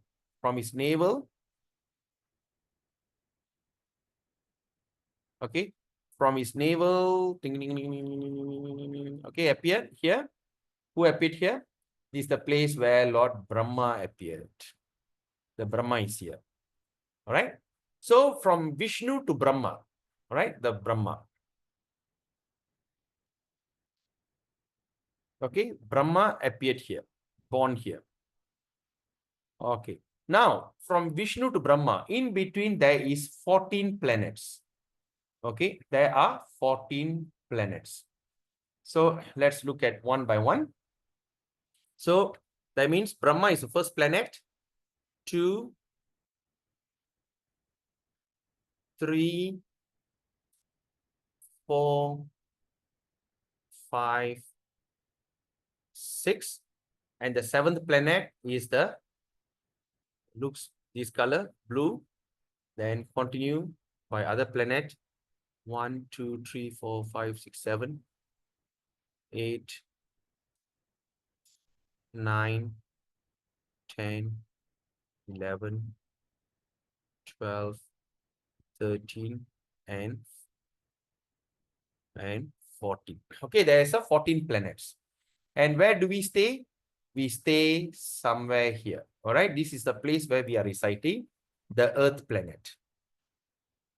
Okay, now from this Earth planet, from here to here, we call this as the realm of subtle. It's the place where subtle body. Subtle, everyone in a subtle environment. Right? Subtle environment. That means when you look at the subtle environment means what? They don't have a gross appearance. They are subtle.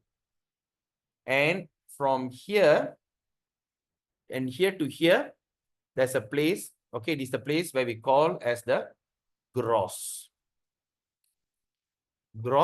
environment. Gross environment. All right. In here, they just have bodily. So as long as we have this body, we have to suffer terribly. That's why when you look at the lower planetary system, all right, now you see the degree of suffering increase.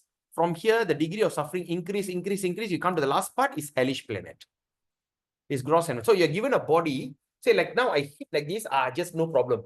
But then in hellish planet, when people hit like this, you feel like dying. It's like as though they take a knife and chop your hand. The pain receptor is extremely high. Your suffering can be extremely horrible. Right? So when you go up in a subtle environment, the more and more you become, there's a place where you don't have a gross body. So you tend to meditate more. You can go and sit down. You can sit down for thousands of years. You don't have a body pain because you don't have a gross body. If you have a gross body made of what they call blood, pus, marrow, all these kind of things, the bone and everything, you sit down, you cannot. Halfway you become like painful. Yes or not? But when you're in a gross form, you can go on practicing. You can meditate for thousands of years. All right, like this. So among this place, this is another place that we should consider at this thing. This is the place we call as Bhuvaloka. Bhuvaloka means place of ghost. So that means the ghost, that means a person who commits suicide, they don't have a gross body. So they go to the planet. Among the subtle environment, this area, Bhuvaloka, is the lowest. So just above us is the place where all the ghost and all the person without gross body live there. And everything in the down, all the people with gross body live there. All right, so we are in between. Okay, anyway, I don't want to confuse you with this. All right, so this is the place. So Maheshta. So far, so good? Prabhu, is that also what you said just now, marginal energy? We are in the marginal energy. Yes. So at the earth, we are at the marginal energy. Correct. Okay. And how the thing started? It's like this. Okay, we talk about marginal energy get activated. Okay, now let's see how the marginal energy got activated. Okay, this is quite a detailed studies, but anyway, I'll try to simplify as far as I can. So now, Lord Vishnu, current Akshay Vishnu will be looking at the personality called okay.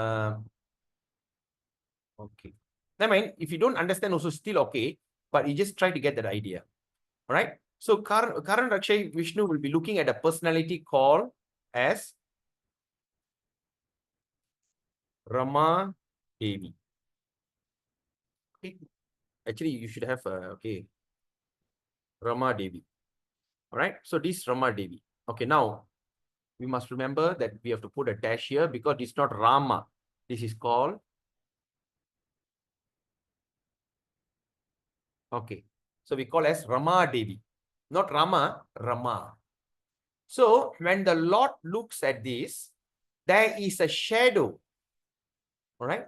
There is a shadow. Where can I get the shadow? Is this a shadow? Oh, no. Can I get a shadow? Where's the shadow? Is it a shadow? Ah, okay. Now, when Rama Devi, when you look at Rama Devi, there is a thing called shadow. Okay. So when you look at Rama Devi and behind this thing, so there is a shadow. So far, so good. Shadow. You understand? Or should I write it down? Anyway, let me write it down. There's a shadow. What is a shadow? The line is a shadow.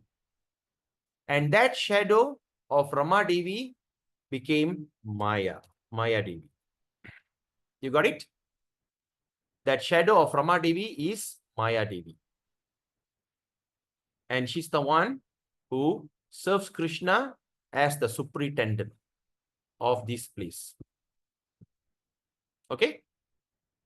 And now the shadow, there's a shadow, right? And the shadow came as Lord Shiva.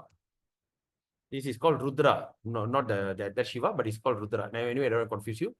So the shadow is that Lord Shiva. And that shadow is in charge of this place called Mahesh Dham.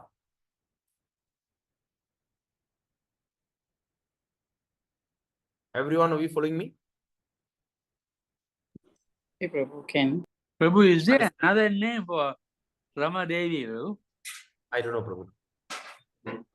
No idea about that. First time hearing this Rama Devi. Prabhu. Rama, not Rama. Rama. Yeah, Rama Devi. Rama Devi. Anyone else? Rusan Mataji, can you digest this? Wow. Babu.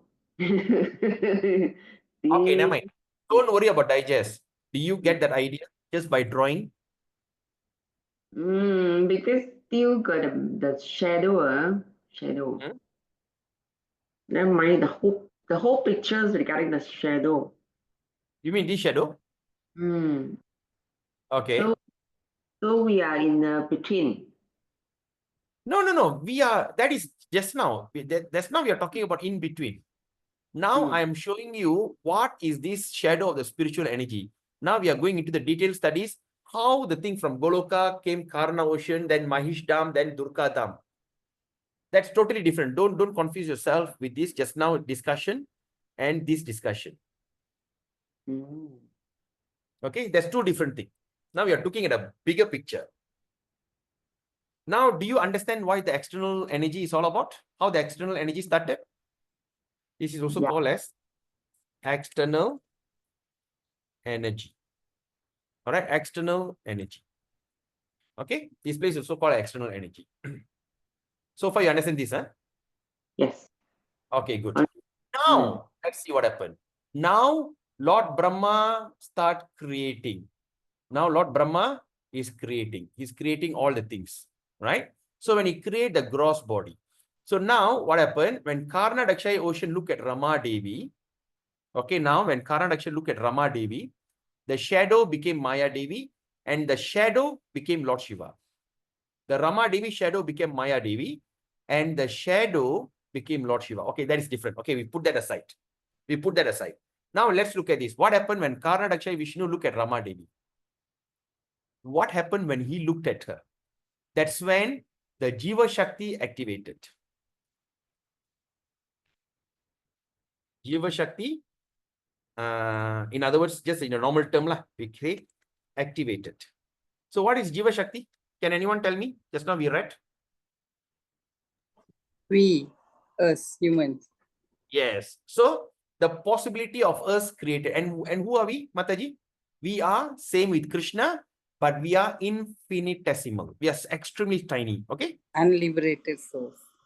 Yes. So this Jiva Shakti is the one that was sent after the Jiva Shakti was activated. So what happened? The Jiva Shakti was sent to this material world to suffer and enjoy. It was sent here. The person like you and me. So who are we? So now, Rusen Mataji, who are the Jiva Shakti now? Is it external, internal, or marginal?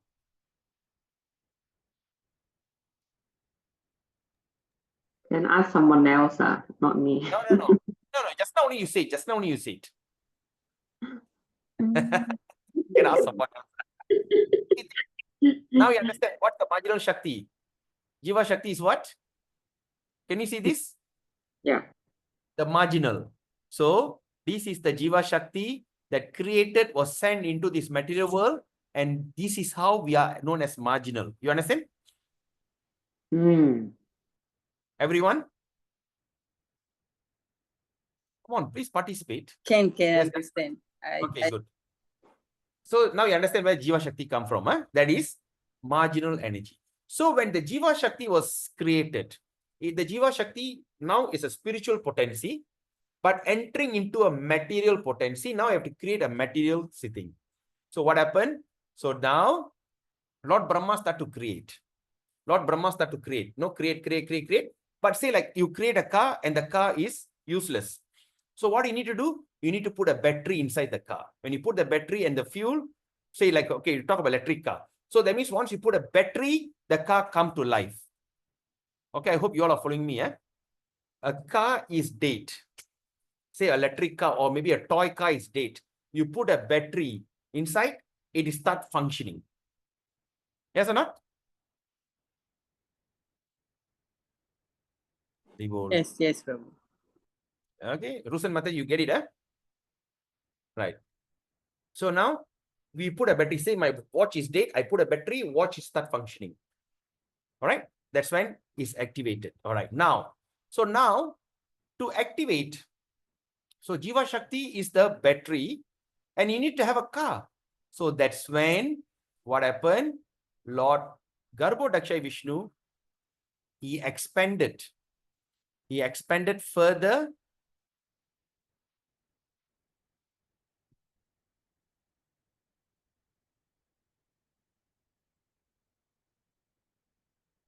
So he expanded further. Okay.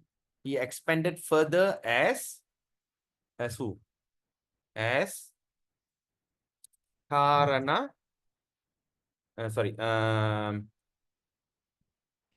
Shiro Dakshasi. Shiro Dakshai Vishnu. Right? He expanded as Shiro Dakshai Vishnu. And who is that Shiro Dakshai Vishnu? Shiro Dakshai Vishnu is the one who is also known as Paramatma. That means sentence you and he became the witness. Are you listening? Are you following or not? He came as Paramatma or the super soul. At the same time, he also became the Vishnu, the maintainer.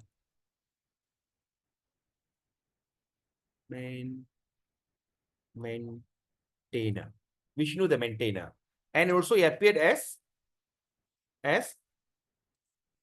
Vishnu, the all-pervading. That means he entered into entered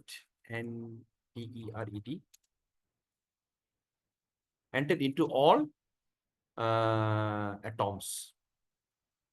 So when he entered into all the atoms, that's when the atoms is all activated. Okay, this is the one he appeared. And where does he stay? The place that he stay is somewhere here. We call this as Sweta Dvip, where there is a Vaikuntha in this material bubble. Okay. Now, you got it.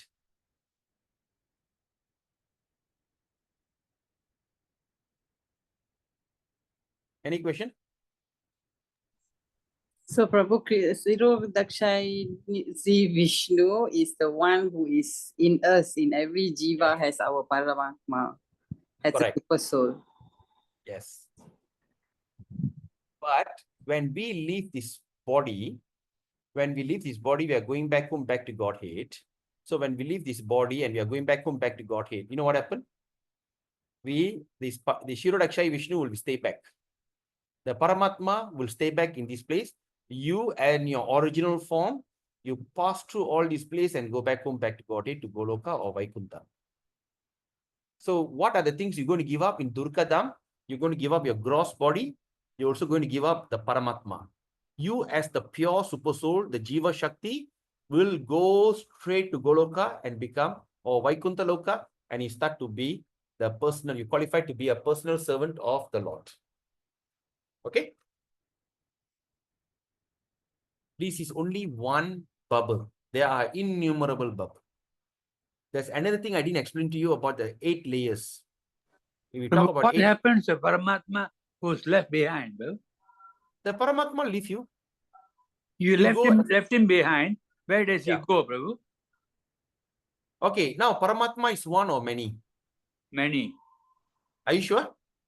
Yeah, all pervading. Every individual got a Paramatma, Prabhu.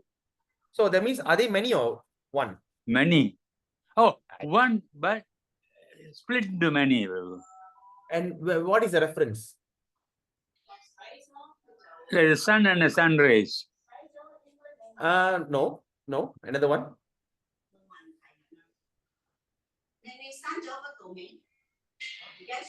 The moon reflected on the water. Prabhu. Exactly, the moon reflected on the pot of many water. of water. It's mentioned in chapter 13 Bhagavad Gita, 13:13 if I'm not mistaken, 13:13 or 13:23. It's mentioned how the moon is one moon, but there's so many pot of water. There's a lot of pots, but you look at the pot, looks like there's so many moons around you, but there's only one moon reflected in many pots. So Shirodakshai is one and is manifesting in our heart. You understand, Prabhu? Yeah. Wonderful question, Prabhu. Wonderful question. Everyone understand this? What Vaishnava Kripa Prabhu asked? So when we leave behind Shirodakshai Vishnu, now we go through the Mahesh Dham and all these things. This is the place where the false ego part is the most hardest part to cross. And after that, here there's a place called Kailash, the darker Kailash and the brighter Kailash. Kala Bhairava is there. And this side is Lord Sadasiva. Then after that, you go straight to Goloka Vrindavan and you will never come back anymore. So this is the map. But before that, we understand this as the first thing. Spiritual Shakti, Ladini Shakti, and the expansion of that, there's a big aura here. It's a big place, okay, within the material spiritual universe. And the shadow of this place is called, or external energy of the Lord, where the one in charge is Maya energy, Maya Shakti, where you can see duality. And duality is Dvaita. And this place is Advaita. There's no duality. But here there's duality. Hot, cold, man, woman, there's Dvaita. And of course, in Chinese term, we call as yin and yang. All right. And this place is also place of illusion. Because even though we are suffering, we still can laugh, we can still feel we are happy. Right? So this place is eternally bonded by Jiva. Eternally bonded, and where the Jiva suffers terribly in 8.4 million species of life. So in marginal Shakti, Tatastha Shakti, there's only two extreme possibilities. One possibility, you become eternally bonded and suffer miserably. And the second possibility, eternally liberated and qualified to serve Krishna personally. There's only two options. There's nothing in between. Either this or this. So now when we are here, when we born here, we are suffering and struggling. That's why imagine how fortunate are you to become a devotee of Krishna.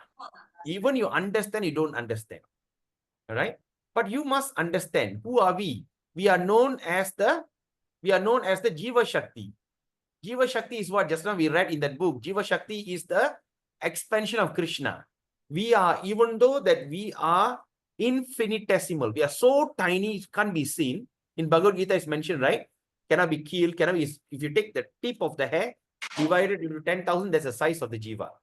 Right? It's so small and thick, but yet it is powerful. It is have all the potential of Krishna, but in a very minute way. So what we can understand from that? Krishna is Satchit Ananda Vigraha, right? So that means Krishna is called as Sat Chit Ananda Vigraha. So that means what? So Satchit Ananda Vigraha. What does this term means? Right? What does this mean? So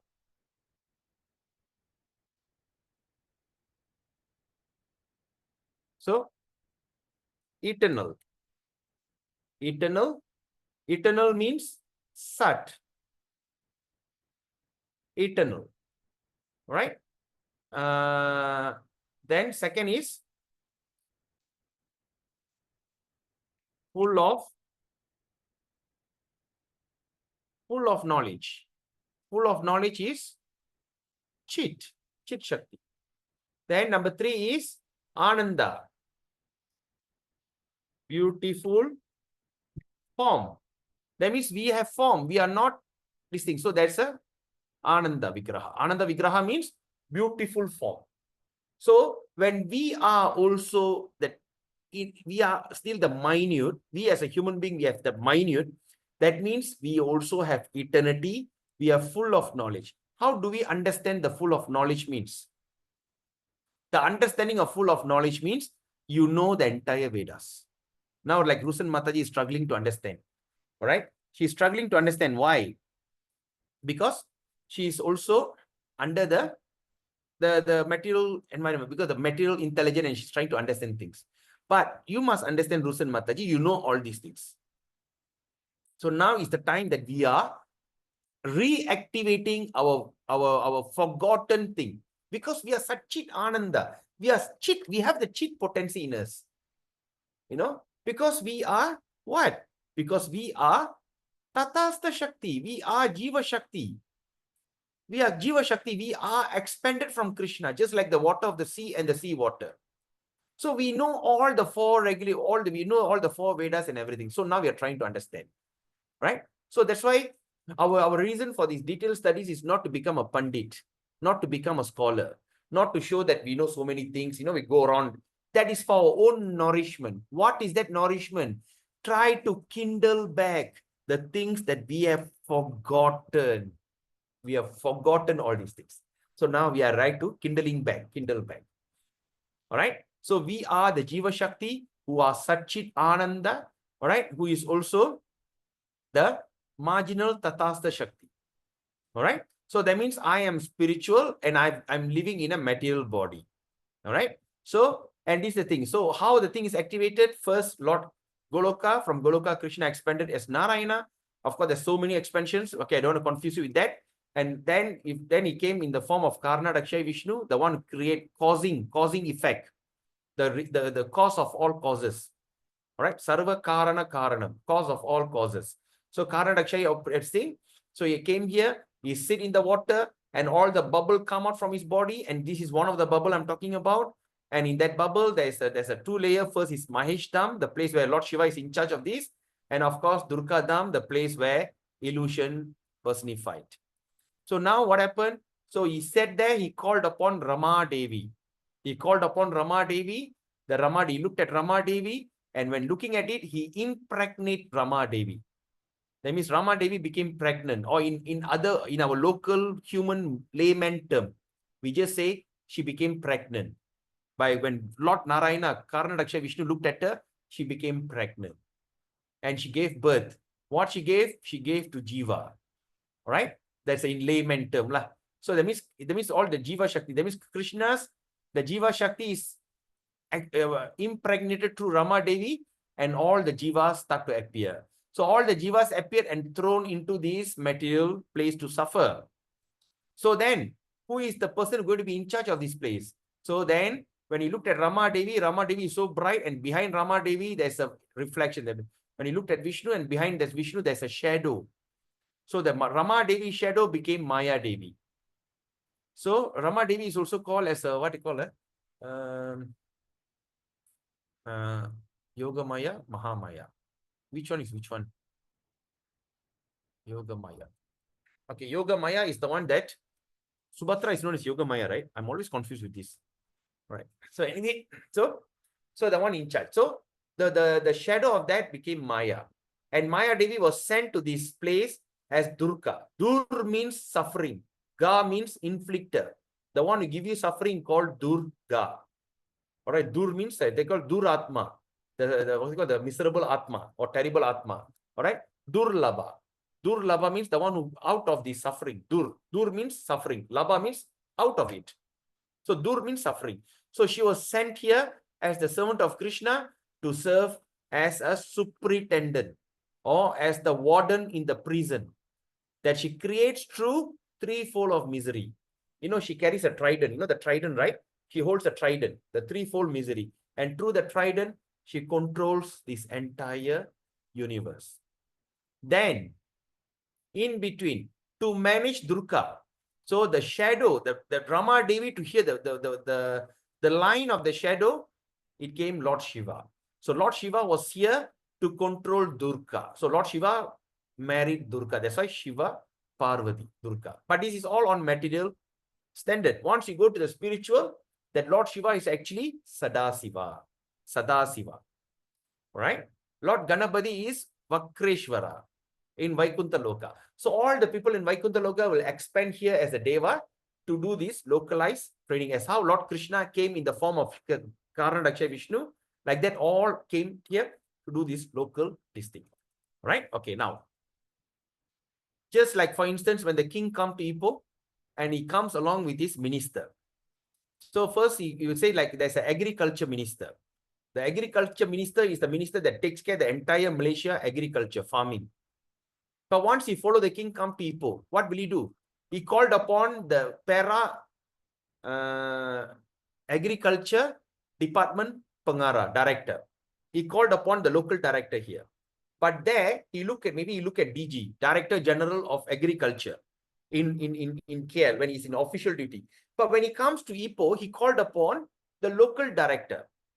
So like that, from there, the spiritual world, they come here to take some localized job, the Devas. So that's when the Mahesh, Lord Shiva, in charge of this area here. Right? So then after that, when all the Jiva Shakti was sent in, Brahma started to create varieties of living entities that born of four environment. One is born through semen, one is born through seed, one is born through water, and the fourth one born through egg, from the egg. And there are total of 8.4 million. So there's 2.1 million born through the semen, 2.1 million born through the egg, 2.1 million born through the water, and the 2.1 million born through the seed. Like that, divided. And through that division, there's varieties and varieties and varieties of living entities has been created. Multiple varieties of living entities has been created. And of course, the Jiva is thrown in and is given a chance of going through all living entities.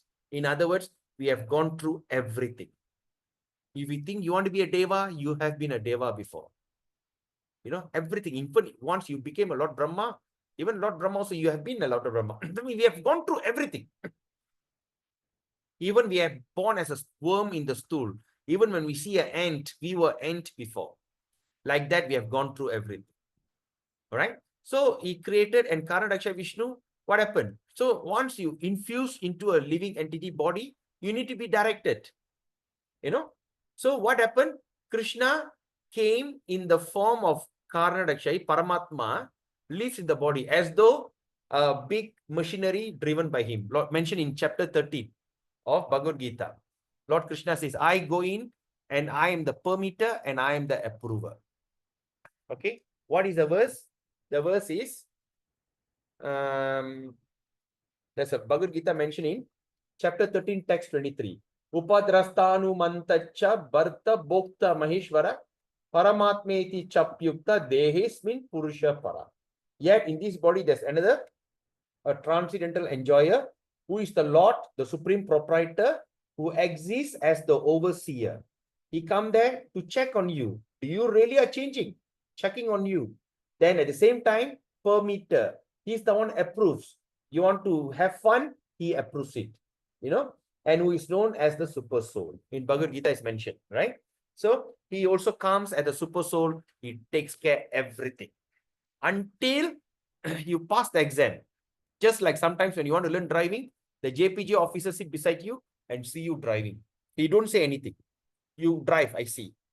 If you drive well, he gives you, okay, you are entitled for a license, and you just walk out. Then you take the car and drive yourself alone.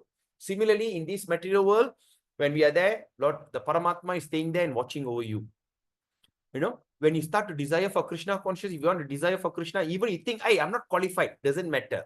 Just a desire, Krishna, Lord Paramatma in your heart will create everything, because he's the permitter. He's the one going to approve your desire. So since you have so many millions of trillions of lifetime, you desire for material nonsense. So today, since you like spiritual, I opened the opportunity for you spiritual. So you start to see some Siksha Gurus, you start to meet some devotees, you start to associate with some devotees, eventually you'll come to a guru.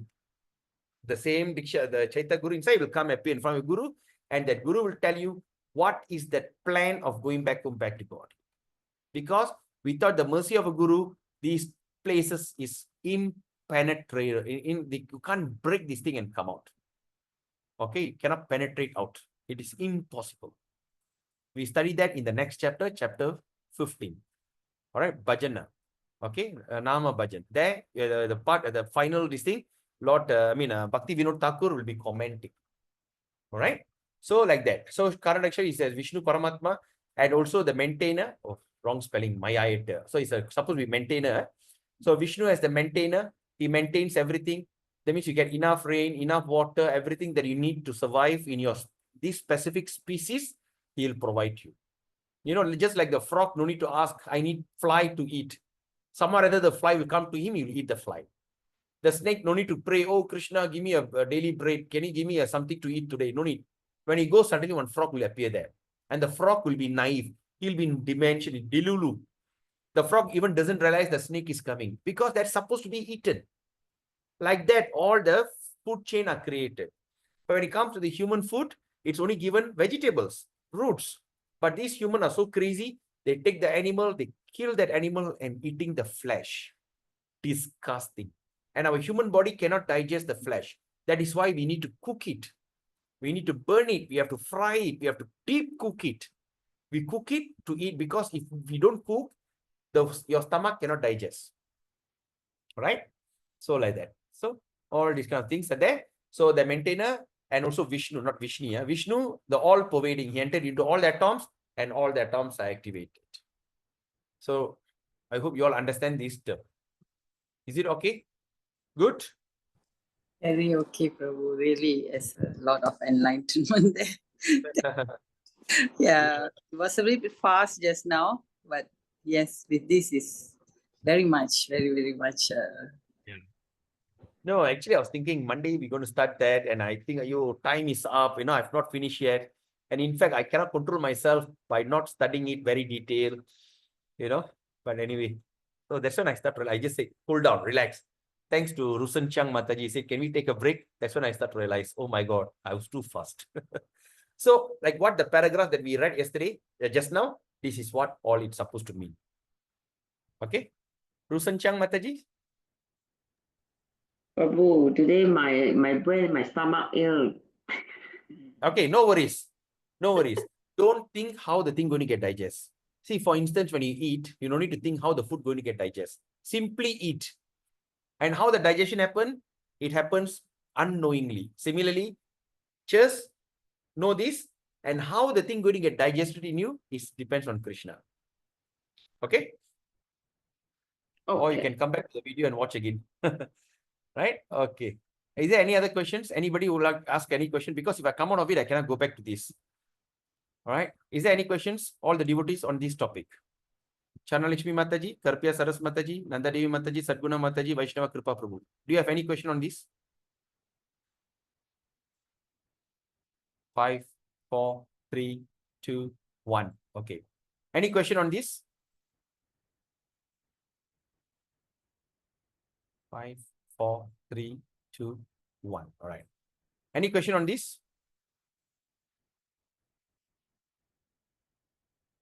All right. So there's no question.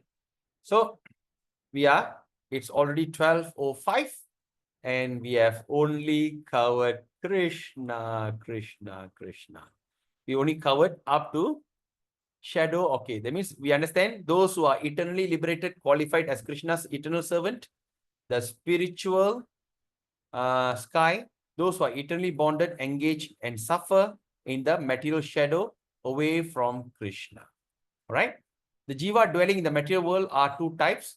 Those who are taking Krishna's name, associating with devotee, who will go to the spiritual world, okay, and world of rasa by the power of the name. And those who ignore Krishna will toil helplessly for rasa in relation to inert matter. Inert matter means the material thing. So there's two things. Once they go there or they go here. We have already distinct. So the gradual realization of rasa in the name compared to blossoming of a flower. Right? So we understand. So gradual realization of rasa. So that means we gradually, just like how the flower blooms, like that, slowly the rasa will come to you. So no need to rush. The name is compared to a flower in a bud. So now we are called in the flower in a bud. That means still we have not grown yet. Right? So when it spread to the general mass of people in the world, right? And it flows into the general mass of people, it comes in the form of a bud. B-U-D.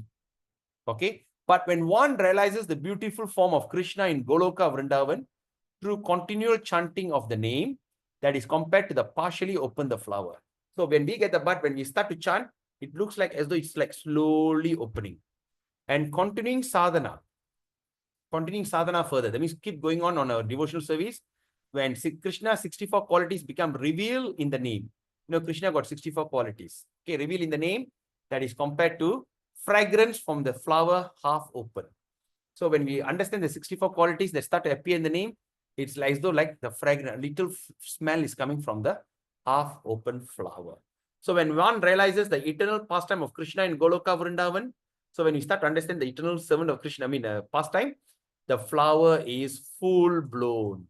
Number one is in the bud form. So we are chanting.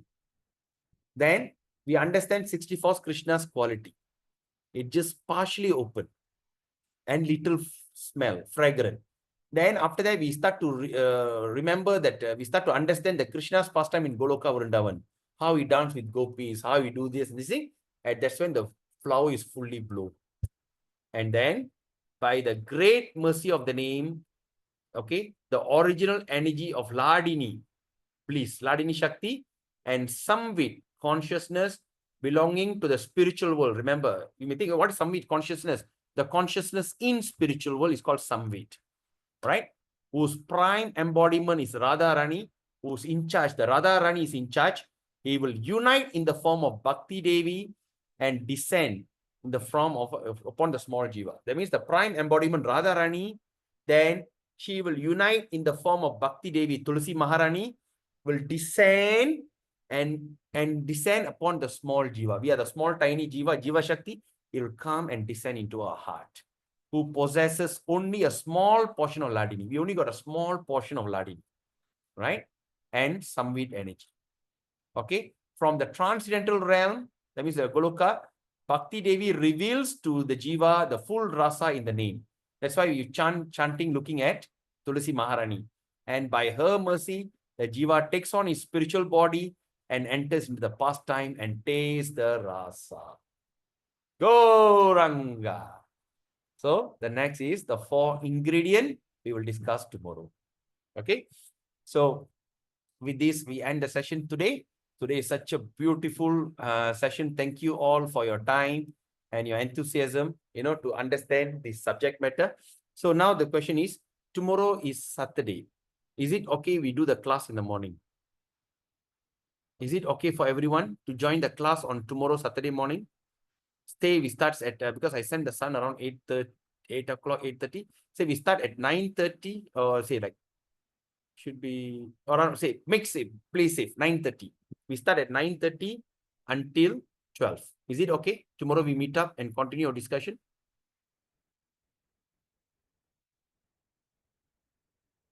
Only one person is okay. Others? Or if it's not okay, we can continue on Monday. We can go into the further discussion.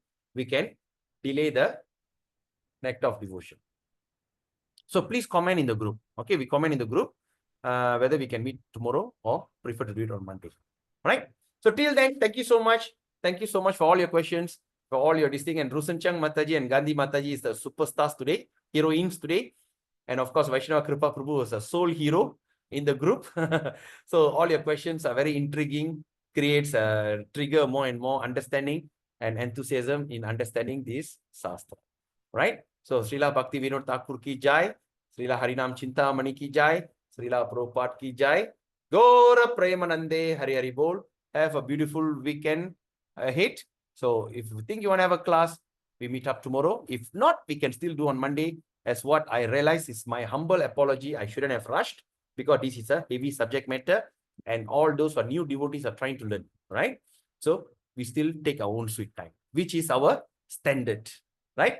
Till then, have a beautiful day. Hare Krishna.